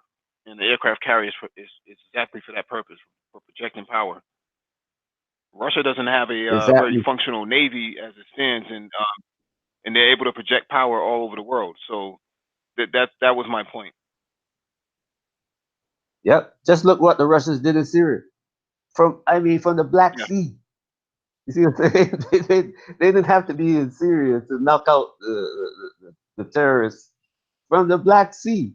They were hitting, and the U.S. itself, their weapons, they were in the area, and their weapons. A majority of their weapons still failed. So the Russians knew what they have. They They're just focusing on what they need instead of having this huge military presence everywhere. They are saying, you know what, this is what we have to do. And the Chinese look like they're doing the same thing. And that's why I came with this three carrier thing for the Chinese. In Europe, you're just showing the flag. You're there. Hello, we're here. You know. And in Yeah, South America, it's the same thing. yeah. He responds in the chat. He says, "Ask him where the three aircraft carriers will go. It will cover all three bodies of water: the Pacific, the Atlantic, and the Indian Ocean." I told them, yeah, India is their traditional enemy. So they Yeah. have one sailing in the Indian Ocean. You got one in South America because America say, you know what, South America is our backyard. So Hmm. anytime U.S. push into in South China Sea and start waving the flag, waving the U.S. flag, all we have to do, all the Chinese will do is just sail up and down the Atlantic Ocean, you know, showing their flag. Hmm. That's how the game is played. Yeah. Yeah. Um, he further says, U.S. will not let China threaten them with a carrier in a body of water. They already do that now. We've covered over 2 dozen articles of Chinese submarines, um, DDGs, defense um, destroyers bumping into U.S. warships, chasing U.S. warships, um, getting close to U.S. warships. So when you ask project power to who, or the U.S. would not allow China to threaten them, that's already happening right now. And then he goes on to say, project power to who? Project power to everybody who's in opposition to them. That's as simple as it's going to be. I don't think this guy has a little bit of knowledge of military things because if he was watching I, this situation, he would see that the Russians fly up and down the coast of I, Alaska on the west coast all the time. They fly mm-hmm, down the Atlantic all the time, and the U.S. come out and wave the flag and say, "Hey, hello guys, how you doing? We see you." mm-hmm, That's the way it's done. The U.S. does the same thing. The U.S. flies out of Guam all the way up to what do you call that now? Kamchatka. Yeah, all the way Kamchatka. I mean, one if he goes back in history, you see Korean Airlines. I think it was Flight 5 that got shut down. U.S. was shadowing that airplane. mm-hmm. U.S. was flying one of its spy planes underneath that airplane. And the Russians decided to take a shot at it. You know, so Mm-hmm. that's this thing is done all the time, continuously. It's not a threat to anybody. The Chinese are not threatening. The Chinese not. It's just saying we are here, and the U.S. does it, the British does it, the French does it, NATO does it, not French specifically, but NATO does it. Yeah, NATO doesn't have a carrier though. Yeah, but they still have the ability to, like in the when they watch the Russians submarines and warship coming out of the North Sea, coming through, they still go up and check, you know, Russian flights that come out of like where is that base? I forgot the naval base, but flying Mm-hmm. over Europe and then into Canada, and turning around and going back home. The NATO watch those flights. Mm-hmm. They go up and what they call shake hands, and the Russians see them and they continue, and then the Canadians, if they fly over Canada, the Canadians go up, shake hands, and go. That's the way it's done. Yeah, he says he has. He said, "I know what you are referring to. However, a carrier is a different issue. Actually, it's not that much of a different issue. You would have to prove that. India has a carrier now too, and now Pakistan has a carrier. That should be ready by next summer. But we have to keep in mind that when you're a member of the G20, it's incumbent on you to show force. not violently, but to show physical force that you cannot be pushed around. Japan doesn't have a full scope carrier, but what they have done is they've taken their helicopter carriers and have converted them over for the F-35 vertical takeoff and landing. So that means that they have a considerable amount of power to project in the face of China. Yep. If suppose somebody from the U.S. suppose the CNN shows this Chinese carrier pulling into Venezuela, people in America will get really upset, and the Chinese didn't even fire a shot. Hmm. So that's the kind of thing that this guy is ignoring. It they they they see the investment. The U.S. wouldn't have carriers. The U.S. is the most highly technical country on the planet right now. And when they see that, hey, we need a carrier, it's not that we have the money to waste on a carrier, but we know what it projects. When we put a carrier in the South China Sea, the Chinese pay attention. They know that we're not going to attack China, but they Hmm. still send their warships to watch that carrier. They have to. Yeah. The generals won't tolerate it if they did not. Oh no.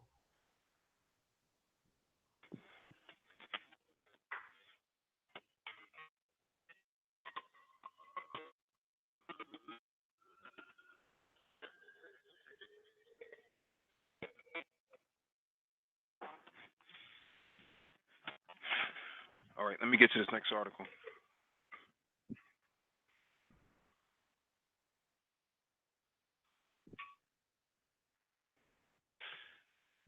This one is from AlJazeera.com. China demands U.S. cancel proposed $2.2 billion arms sale to Taiwan. China has demanded that the United States immediately cancel a potential $2.2 billion arms sale to Taiwan, including battle tanks and anti aircraft missiles. The move would be Washington's first big ticket military sale to the democratically governed island in decades and comes amid deteriorating ties between the U.S. and China, the world's two largest economies that have been locked in acrimonious trade war. It risks further heightening the tensions with China, which considers Taiwan a breakaway province and has not ruled out the use of force to bring the self ruled island under its control. Addressing reporters on Tuesday, Chinese Foreign Minister spokesman Zheng Shuang said that China had logged formal complaints through the diplomatic channels expressing strong dissatisfaction and resolute opposition to the proposed sale. Chuan called the proposed deal a crude interference in Chinese internal affairs that harms China's sovereignty and security interests. China urges the U.S. to immediately cancel the planned arms sale and stop military relations with Taipei to avoid damaging Sino US relations and harming peace and stability in the Taiwan Strait, he added. Nobody should underestimate the Chinese government's and people's firm determination to defend the country's sovereignty and territorial integrity and oppose foreign interference. According to the U.S. Defense Security Cooperation Agency, DSCA, the deal includes 108 M1 A2T Abrams tanks, 250 Stinger portable anti-aircraft missiles, related equipment, and support at an estimated cost of just over $2.2 billion. Dollars. The proposed sale will contribute to the modernization of the recipient's main battle tank fleet, improve its air defense system, and support the foreign policy and national security of the United States by helping to improve the security and defense capability of Taiwan, DSCA said. It would not alter the basic military balance in the region. The agency added, and Congress has been notified. U.S. legislators have 30 days to object to the sale, but are unlikely to do so. I think we've already covered this before, but I find it interesting that it's back on the docket.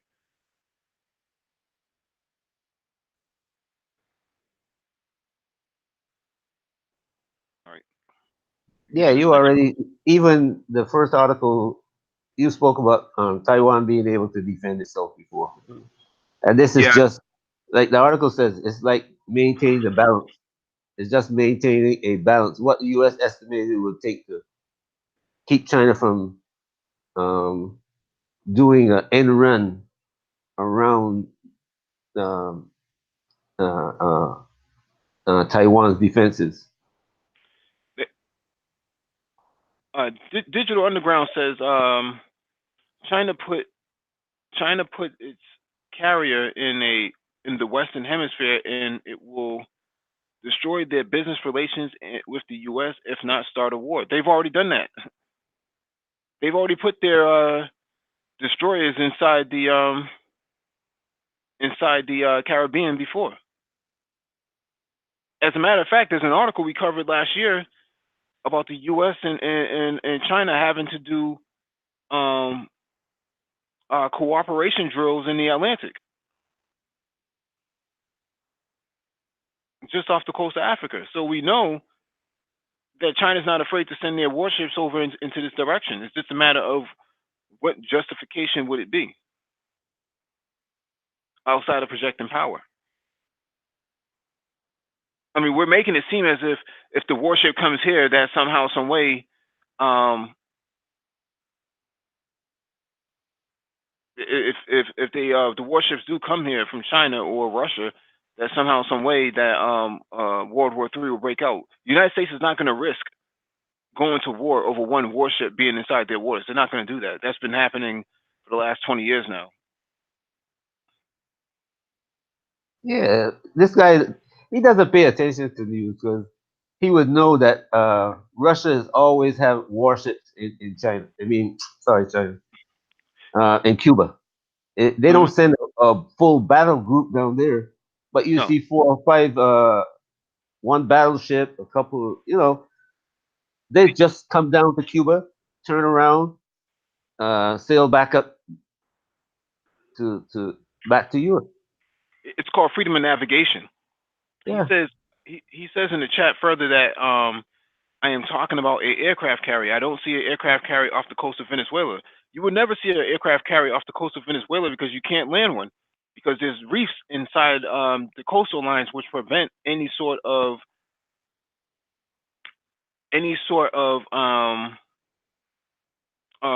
super ship ever landing in that area. So no ship ever gets close to that area. Even the United States knows not to put their warships next to in Venezuela's coastal lines because it won't make it. yeah.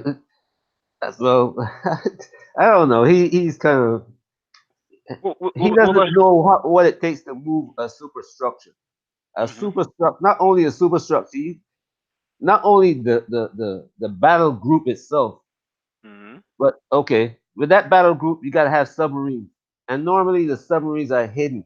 You don't want the Russian to see how many submarines you have in that group. You don't want the Russian to see what type of submarines you have in that group.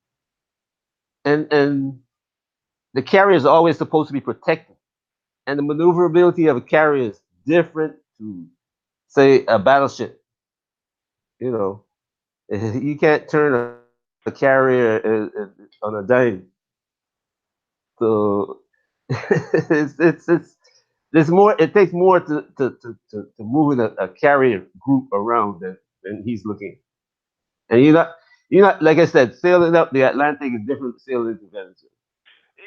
he further says unless they are done sending manufactured goods to the United States, the United States is not going to risk destroying the global economy over a warship ending up in their backyard. That's already been done before. It's already been done. I think Digital Underground's perspective is that the United States is or at least the United States generals, the Joint Chiefs of Staff, are very trigger happy, and they're actually not. They actually prefer that if you're China or you're Russia or something like that, you would show up in their backyard. You're just going to be escorted around, like the Russians did last week. They were in Cuba last week, and they were being shadowed by a U.S. Patrol vessel. The other thing is when these guys are going to do something, if the U.S. is going to sail into a port, the U.S. Mm-hmm. even in the South China Sea, Mm-hmm.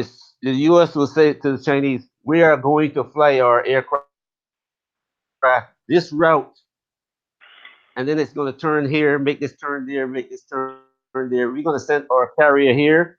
It's going to make this turn. It's going to make that turn." They do that specifically to avoid creating any kind of um, emergency. Anytime the Chinese will fall there and watch Mm-hmm. what they do, if the U.S. makes some kind of move that not supposed to, that was not on the plan that they gave to the Chinese, then the Chinese will say, you know what, hey, we got to make a decision about this now. But they report what they're going to do before they do it, so as to avoid this getting to a war that he's thinking of. They talk to each other more than he thinks. Right. Right. I guess he thinks that they're posting memes on social media and that's how they communicate with each other. All right. Let me read this one article here. This one is from AlJazeera.com. China will determine the future of Venezuela.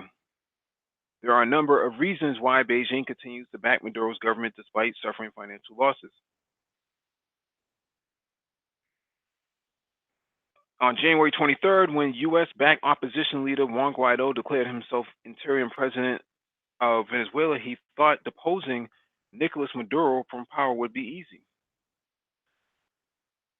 He made a simple three pronged plan. Declared Maduro's presidency illegitimate by exposing the irregularities in the election that brought him to power, establish a transition government, and hold new elections that would bring the opposition to power. However, almost 6 months on, Guaido is not any closer to loosening Maduro's grasp on power. The main reason behind the 35-year-old opposition leader's failure to bring Maduro down is the support that some prominent international powers, most significantly China, have given to the Venezuelan government. China, a global power with significant financial and military ties to Venezuela, refused to recognize Guaido's presidency on the grounds that doing so would amount to intervening in the internal affairs of a sovereign state. Guaido's foreign backers, the U.S. chief among them, interpreted China's stance on the issue as support for Maduro and his government and even implied that China is responsible for the ongoing crisis in Venezuela. On April 13th, for example, during a visit to Chile, U.S. Secretary of State Mike Pompeo said that he believes China's bankrolling of the Maduro regime helped precipitate and prolong the crisis in that country.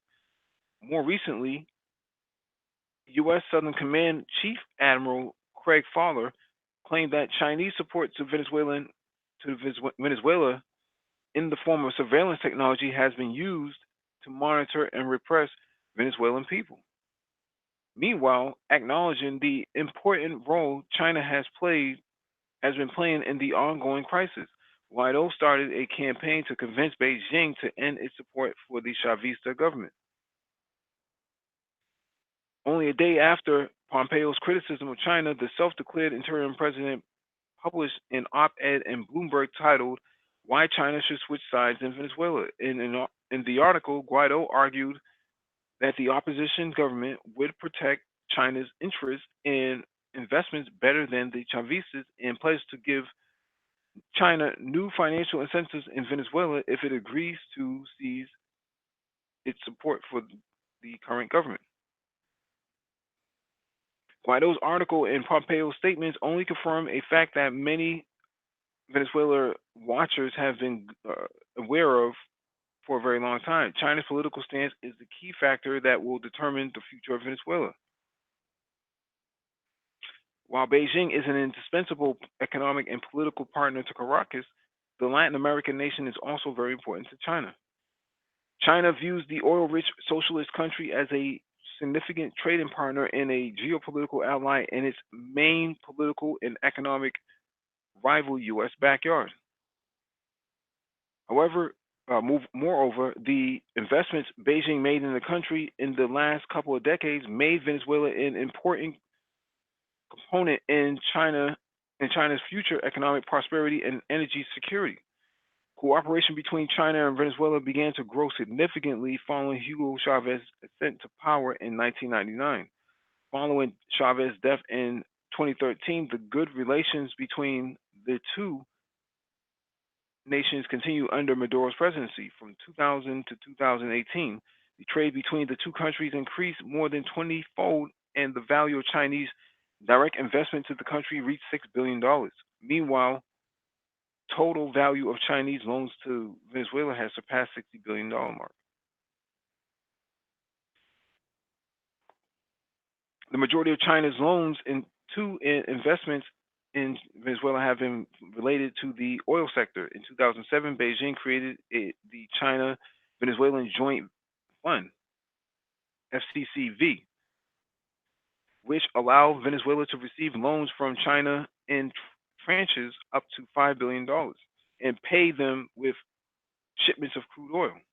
The FCCV allowed the Chinese government to get involved in the oil production in the Enrico, or oh, sorry, Orinoco oil belt, which is considered to be the world's largest oil reservoir. Having accumulated a significant amount of debt over the last 2 decades, Venezuela is struggling to repay Chinese loans as its oil production continues to decline, but to the ongoing crisis casts. This put China's economy and energy security at risk. Meanwhile, the majority of Chinese direct investments in Venezuela have either been put on hold or completely abandoned due to the unfavorable conditions for business in the country. Acknowledging the risk it is currently facing in Venezuela, China reevaluated its objectives and limited the issue of new infrastructure loans in the country.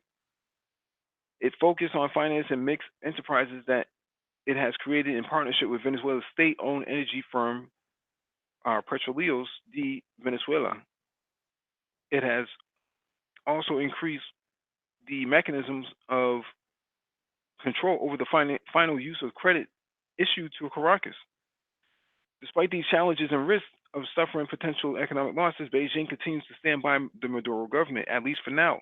The official reason behind the position is that the Chinese government is not willing to intervene in a sovereign nation's internal affairs. However, this cannot explain its motivation to continue supporting the embattled Venezuelan president at a great cost to the economy. Unofficially, there are a number of other reasons Beijing still siding with the Venezuelan government because it believes having like-minded socialist ally in the U.S. backyard is more important than any cost it may incur as a result of the ongoing crisis. Additionally, South-South cooperation is completely one of the mainstays of China's foreign policy, and Beijing does not want to risk its reputation as a leading trading partner and trustworthy investor in the global south by siding with a U.S. backed opposition group and supporting its attempt to unlawfully topple the legitimate government of a sovereign country. So, China is looking at this from a long term aspect. And the reason why China has to look at this from a long term aspect because the culture says that you should be looking at everything long term. You should have a long term game plan. You should have um, savings and things of that nature. China's looking at the long term. We keep Maduro in power, and we don't have to deal with the internal conflict that's happening inside Venezuela.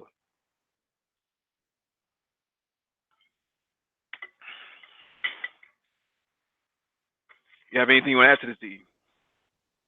Yeah, that's one. The other one the other one that I see is that it is giving an alternative to what they see as the U.S. The U.S. will be your best friend today, and tomorrow will be your worst enemy.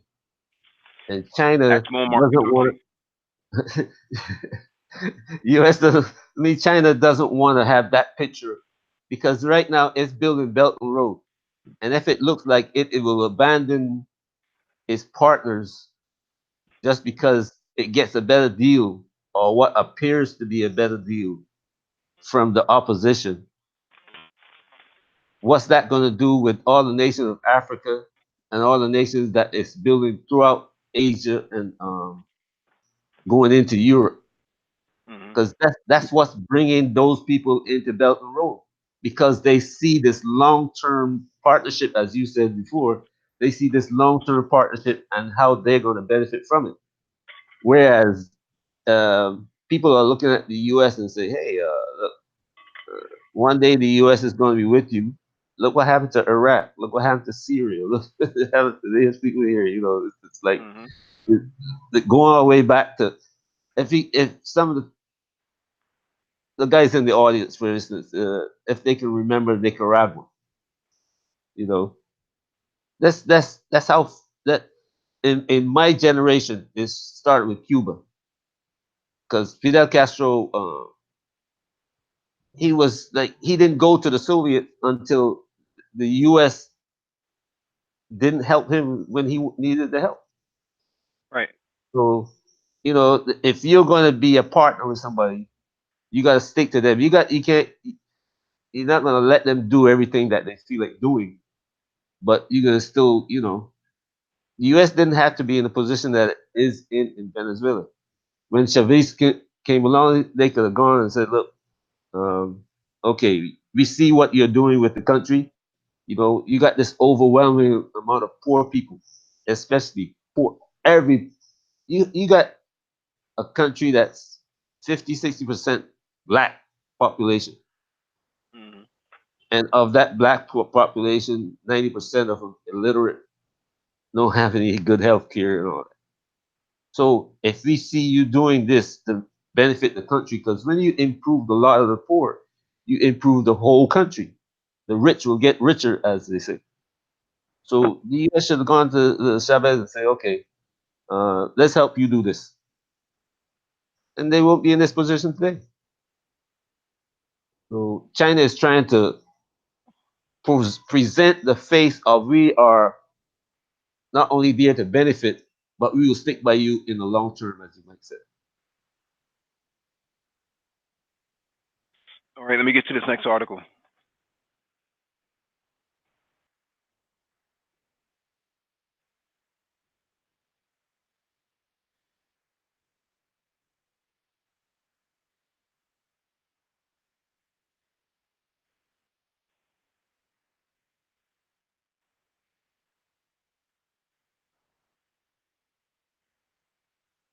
What's going on with this thing, man?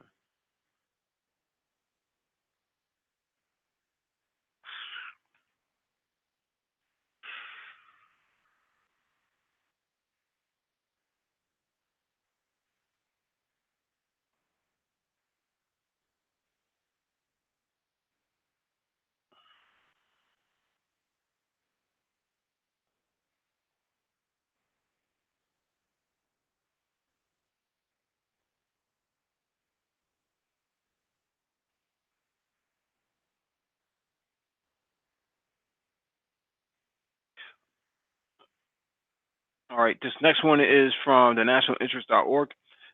Hacked: How China Stole U.S. Technology for its J-20 Stealth Fighter. Expand this out.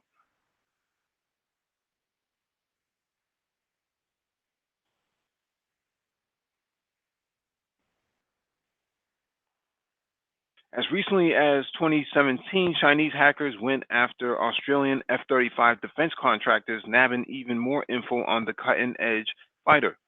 On August 1st of last year, China celebrated the founding of the People's Liberation Army by allowing some high-resolution photos of the next generation J-20 stealth fighter to leak, complete with a tasteful Photoshop on patriotic dragon painting just below the canopy, which just screams "Happy Birthday, PLA." The new photos of the J-20 provide an up close and personal look at the fuselage of the new interceptor. But the photos also appear to sensor system show a sensor system that looks awfully similar to the Lockheed Martin electro-optical targeting system (EOTS) on the front of the F-35 Lightning II. There's a reason why. There's a reason for this. In 2007, Lockheed Martin dealt with something of a cyber Ocean's 11 when Chinese hackers stole technical documents related to the development of the F-35. The details on the hack, eventually revealed in documents leaked by Edward Snowden, are just one example of Chinese attempts to steal foreign aviation technology as recently as 2017. Chinese hackers went after Australian F-35 defense contractors, nabbing even more info on the cutting-edge fighter. Although the two electro-optical systems pictured above are not identical, they share quite a few similarities in shape and placement. Compared to the Eurofighter or Su-57's electro-optical system and infrared tracking system, respectively, which are also mounted on the top of the fuselage. The differences between the Lockheed Martin and the J-20 systems are relatively minor. The system's positioning under the nose of the aircraft also reinforces that the J-20 is probably designed for both long-range strike missions against ground targets and interceptor duties. However, the J-20 EOTS appears to be less capable than the F-35 equivalent, judging by the size and the layout of the J-20 EOTS enclosure. Much of the J-20 is shrouded in secrecy, but the plane is most likely powered by the same two AL-31F engines which are used in the Su-27, a Russian fighter that is capable of top speed of Mach 2.3.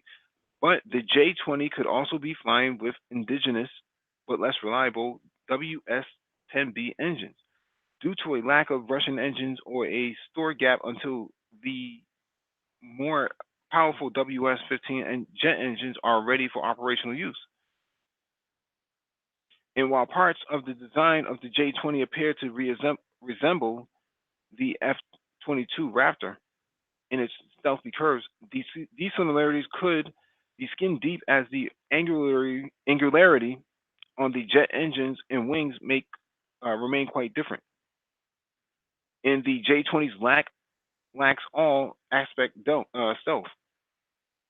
Recently, the Indian Air Force claimed they could track the J-20 using the Su-30 Mk1's electronically scanned Phasotron Zook AE radar.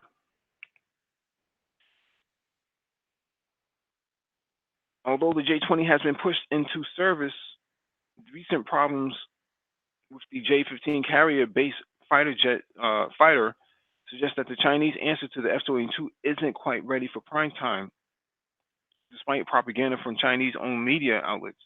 The portray that portrayed the J-20 as a fully armed and operational battle station. That certainly doesn't sound familiar. So, DE, you're a former Air Force guy. Do you have any idea what they're talking about in terms of China going into Australian defense contractors and taking their data for the J-30 for the F-35? The Chinese, well, the U.S. does it too. I mean, we Mhm. look at other people's technology and how to circumvent it.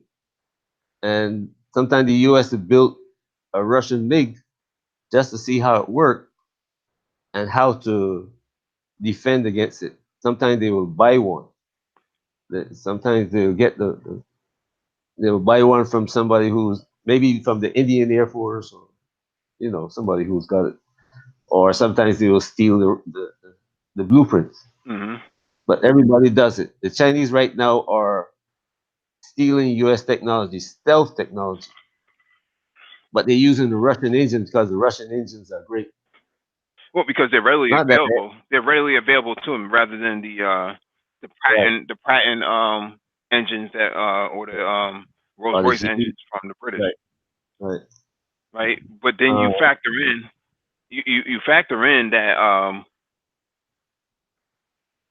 if China steals the if China steals the stuff technology, that puts them one step closer, if not 10 steps closer to um production ready craft, because now they don't have to spend any time doing research and development. The United States already did it. exactly. So they taking the best technology from the U.S. and they're taking the technology from the Russians that's reliable, Mhm. and they putting the two together. And Mhm.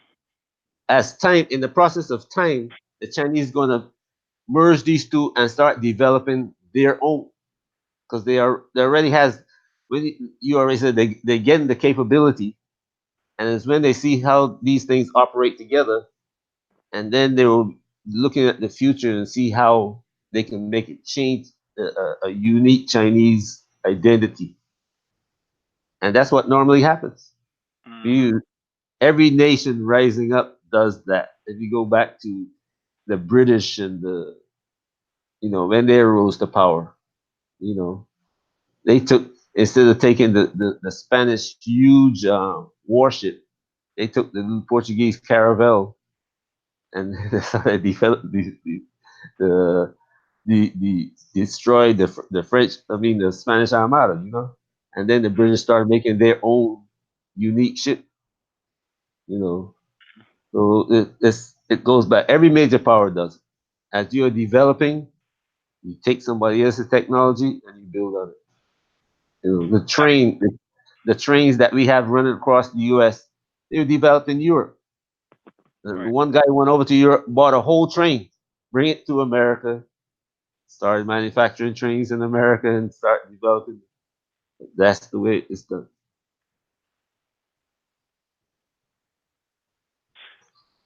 Well, one more thing before we close out. Did you?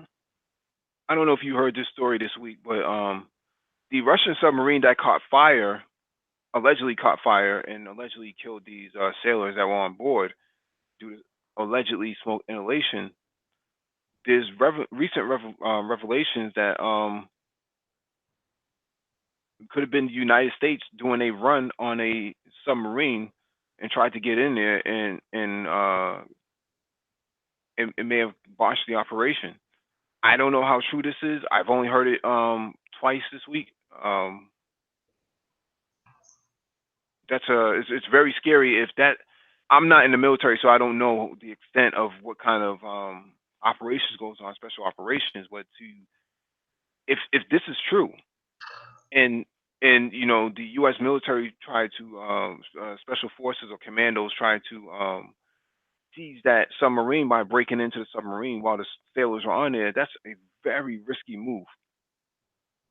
Yeah, it's not only is a risky move, but if they caught your sailors, they can display them to. I it might be true because the U.S. been known to do some things that are out there, and then they can use. They don't have to use all the U.S. personnel per se. Hmm. They will get people from say Georgia or Ukraine that they That's feel they trained. can trust, and they train them. Hmm. But that's the third different story I heard about that submarine. Hmm. I heard that they were training these captains for one reason, and then I heard that they were cutting cables, and then I heard this story. So you keep the story keep changing until you might hear the story, the real story coming out in about 6 months or so. Oh yeah. But the one that I think I put more I tend to believe more is that they were training these captains on how to use the new technology, and because the Soviets are going towards I don't know, that the torpedo that so used is it's almost as big as a submarine. Mm-hmm. So that's the kind of sub that was involved in it, and I'm tending to believe that these guys were being trained on this new technology, and something went wrong. Because that's how we lost one submarine before. It came out of Wait, the the electric American? boat yard. Yeah, we lost a submarine. Yeah, well, you probably heard about it. It's a long time ago. It came out of electric boat yard, dived into the canyon off the U.S. and never came back. A treasure. I think it's a treasure. We lost 140 some people on board the ship. Wow. When was this? 20 years ago? Yeah. The Clinton administration. No, no, no. It's before that. Mm-hmm. That happened 1980s, 70s, late 70s, early 80s, I think it was. Mm-hmm. But it's a brand new sub. One, they were just starting to build these subs and they lost it. Just Mm-hmm. it just disappeared into the bottom of the Atlantic Ocean. Wow. So So when I've you heard when that you story. when you like when you starting to in introduce technology to your people, you test it. You get one of your best captains, to test the technology, and then get your other you bring in other people to test it in the process of time, so that you're preparing your captain for what's going to happen, and the captains are the first to see it, and then you bring in the first officers, or whatever, uh, the people who you depend on, because it's not always the captain runs the ship, so he has to know the technology. He does not know all of it, but he has to know about 75-80% of it, and then it goes down the chain in the training regiment, because the captain now has to. He's the one who is going to sit down, um, as they put this new technology into service. He's going to have to bring the feedback, and not his junior officers, but him is the one who has all the knowledge in his head on how it operates and what they're going to do with it. The other people below him, they learn as he does what the Navy tells him to do. You know, if you got a submarine that can sit 3,000 feet, and you might put it off the coast of Russia and listen to all their submarines going in and out, you know, your crew doesn't know what you're doing until you got almost to the location you're going. You know, your junior officers will get more information as you get closer to your target, but the captain is the one who knows everything, and I think it's like that throughout all the militaries. So that's why you probably see so many captains die in that operation, because they were being trained. We got 5 minutes left, and you have any closing thoughts on anything else in the media that you want to bring up, geopolitics wise? Well, I don't like this thing that Britain is doing, because Mm, it can create a problem when a proxy like that, because Britain has a lot of stature around the world, and when mm, they start um, being a proxy for the U.S. openly, a lot of bad things can happen. mm. You get the Chinese are saying, if you get some terrorists in in Syria to attack something, to do an attack. It's different if you get the British Army to go do that attack. You know, Hmm. this is this is really serious Because they're, business. because they're going to leave them high and dry, just like they did in the Falklands, which is why they brought the Falkland War. Yeah, but the other thing is that you look, the British are getting out of the European well, Union. not getting out, but they're trying to get out the EU and form their own, go back to the old the old miniature version of the British Empire, and that is I'm beginning to see that as a plan set up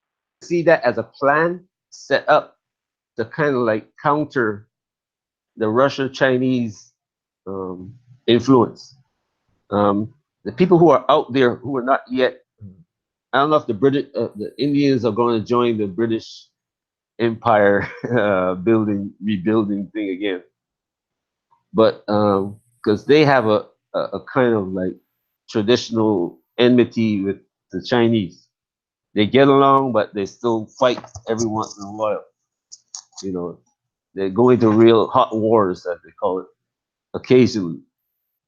So I don't know if the Indians are going to join in with the British since they were part of the British Empire before. Um, but with Britain going their way and going in this direction, it's kind of scary to me. Do you think that the ADOS people on YouTube should have like a Brexit, Uh, ADOS exit from the manosphere?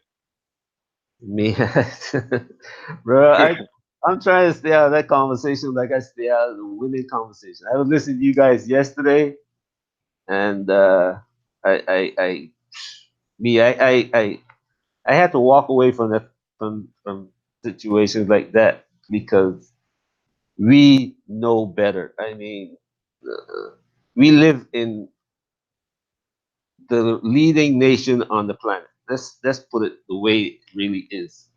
But still, we tend not to learn anything. It seems like we don't learn anything at all from watching what's going on. You Hmm. know, we fall for the rope a dope all the time. BGS will come on there and put so much information. You know, he said, "Go here, look at this. Go there, look at this. Go there, look at this." People go. Some people won't even bother to go read it. They complain about what he says. I think it's a Some people, matter. I think it's just a matter of literacy. Some people can't read. Don't want to well, admit it that to it. part too. That part too. They don't read, and they don't want anybody else to learn how to read. You know, it's. I don't get into conversations about the women because we know what the women are doing, and not and for those people who don't know, BGS put out so much information. You put out information. The people put out information, tons of it, just showing that women has been doing this thing for years and years and years and years, and yet still we we won't say, you know what, we can't let this happen anymore. You know, for me, it's like, you know what, let me get out of this foolishness. Let me take my sons. I am going to tell my sons, look, this is the way your life is going to be. I'm telling you this because I'm trying to save you, you All know? right. And we got to look at the ADS, got to look at America and say, this is the way it has been. Do you think America is going to change? No, it's not going to change. The only way that you can force a change is if you operate in a more cohesive manner. And we're not we're not we're not moving in that direction. You got to look at the world picture and see what the world is doing. And if you Hmm. look at what the world is doing, you'll see that you're going to get left behind. I about 3 or 4 times already, I said, ADOS, I understand that you're trying to get a, a, a, a program going in America, but You should be negotiating. You should, if you're gonna really stand up for yourself, you create ambassadors. You got people like BCS who've been dealing with Africa for years and years. Why not send him to African Union and say, hey, look, this is what we would like you to do. Bring us because black people people to aren't Africa. because Allow black us, people. allow us. Go ahead, go ahead. No, I was just gonna say because black people aren't organized here. They don't have their own African American union to interface with these groups. Everybody else has their own groups, whether it's CARE, um, Council on American Islamic Relations, APAC, American Israeli Political Affairs Committee. So everybody has their own groups that focus on the advancement of their group, except for ADOS. Um, you you can't fight politically with a hashtag. I'm sorry, that's you know you're trying to That's use a fact. sling, I, you're trying to use a slingshot against a tank. that is a fact, bro. I mean, I keep repeating. When the U.S. negotiate with Africa, when the African Union comes online as an authority, right now it's just pulling itself together. But when they come together as an authority, whether they have like the Midwest, when I say Midwest, like you got ECOWAS and you got the East, you got the South and you got the North. Those are regions that they're forming economic blocks. And then when those four regions come together and have one African Union, African Union is going to be negotiate with the EU, US, not Hmm. ADOS. And if ADOS doesn't have a representative at the African Union who's going to say, look, this is what we want in the US as diaspora, and the African Union is going to say, hey, what about our ADOS people in America? We You got to give our people some due respect. If the African Union is not there to do that, ADOS is going to be in trouble. It's going to be left behind. Exactly. The same thing in black people in Brazil. If they don't get their act together, they're going to have the same problem as ADOS in America. Because Brazilian government is not going to negotiate for them; it's going to negotiate for the people in power. Hmm. So we have to deal with that situation. And the people of the Caribbean, even the other day when the U.S. went to the UN about Venezuela, these little Caribbean islands, come up and say, look, we're not going to go on your side because Venezuela it's a country that can make its own decision. You know what I'm saying? The little Caribbean islands were speaking. Yeah, Take the consequences, they're and actually that's doing what ADOS got to do. yeah, Barbados is actually doing the negotiations between Guaido and Maduro. They held it in Yeah, Bridgetown. So Mel, you talked about it before, and I knew about it. Yeah. So you gotta look at um, see the world as it's moving, and you gotta talk every week. You have 2 or 3 days that you talk about cryptocurrencies, blockchain, and all that, and still the women are not focusing their sons. You know, yeah, so that's one of the things that ADOS got to do. You got to get these women in line. I'm serious. You have to. No other culture, well, except the U.S. women are running, and in a way, the women here are controlled. The women in the U.S. are controlled. Somebody is telling them what to do. because And they've it's been not. Somebody is telling them what to do. It's giving them marching orders, and it's not the women themselves. But the men in the U.S. has to look. You're gonna. We have to do something about this. What you've been doing is failed. So mhm. now we are taking over this situation. And you're not going to be in here speaking your mind any way you feel like doing, like in the black manosphere. You're not going to be causing no confusion. We gotta have a direction that we're going.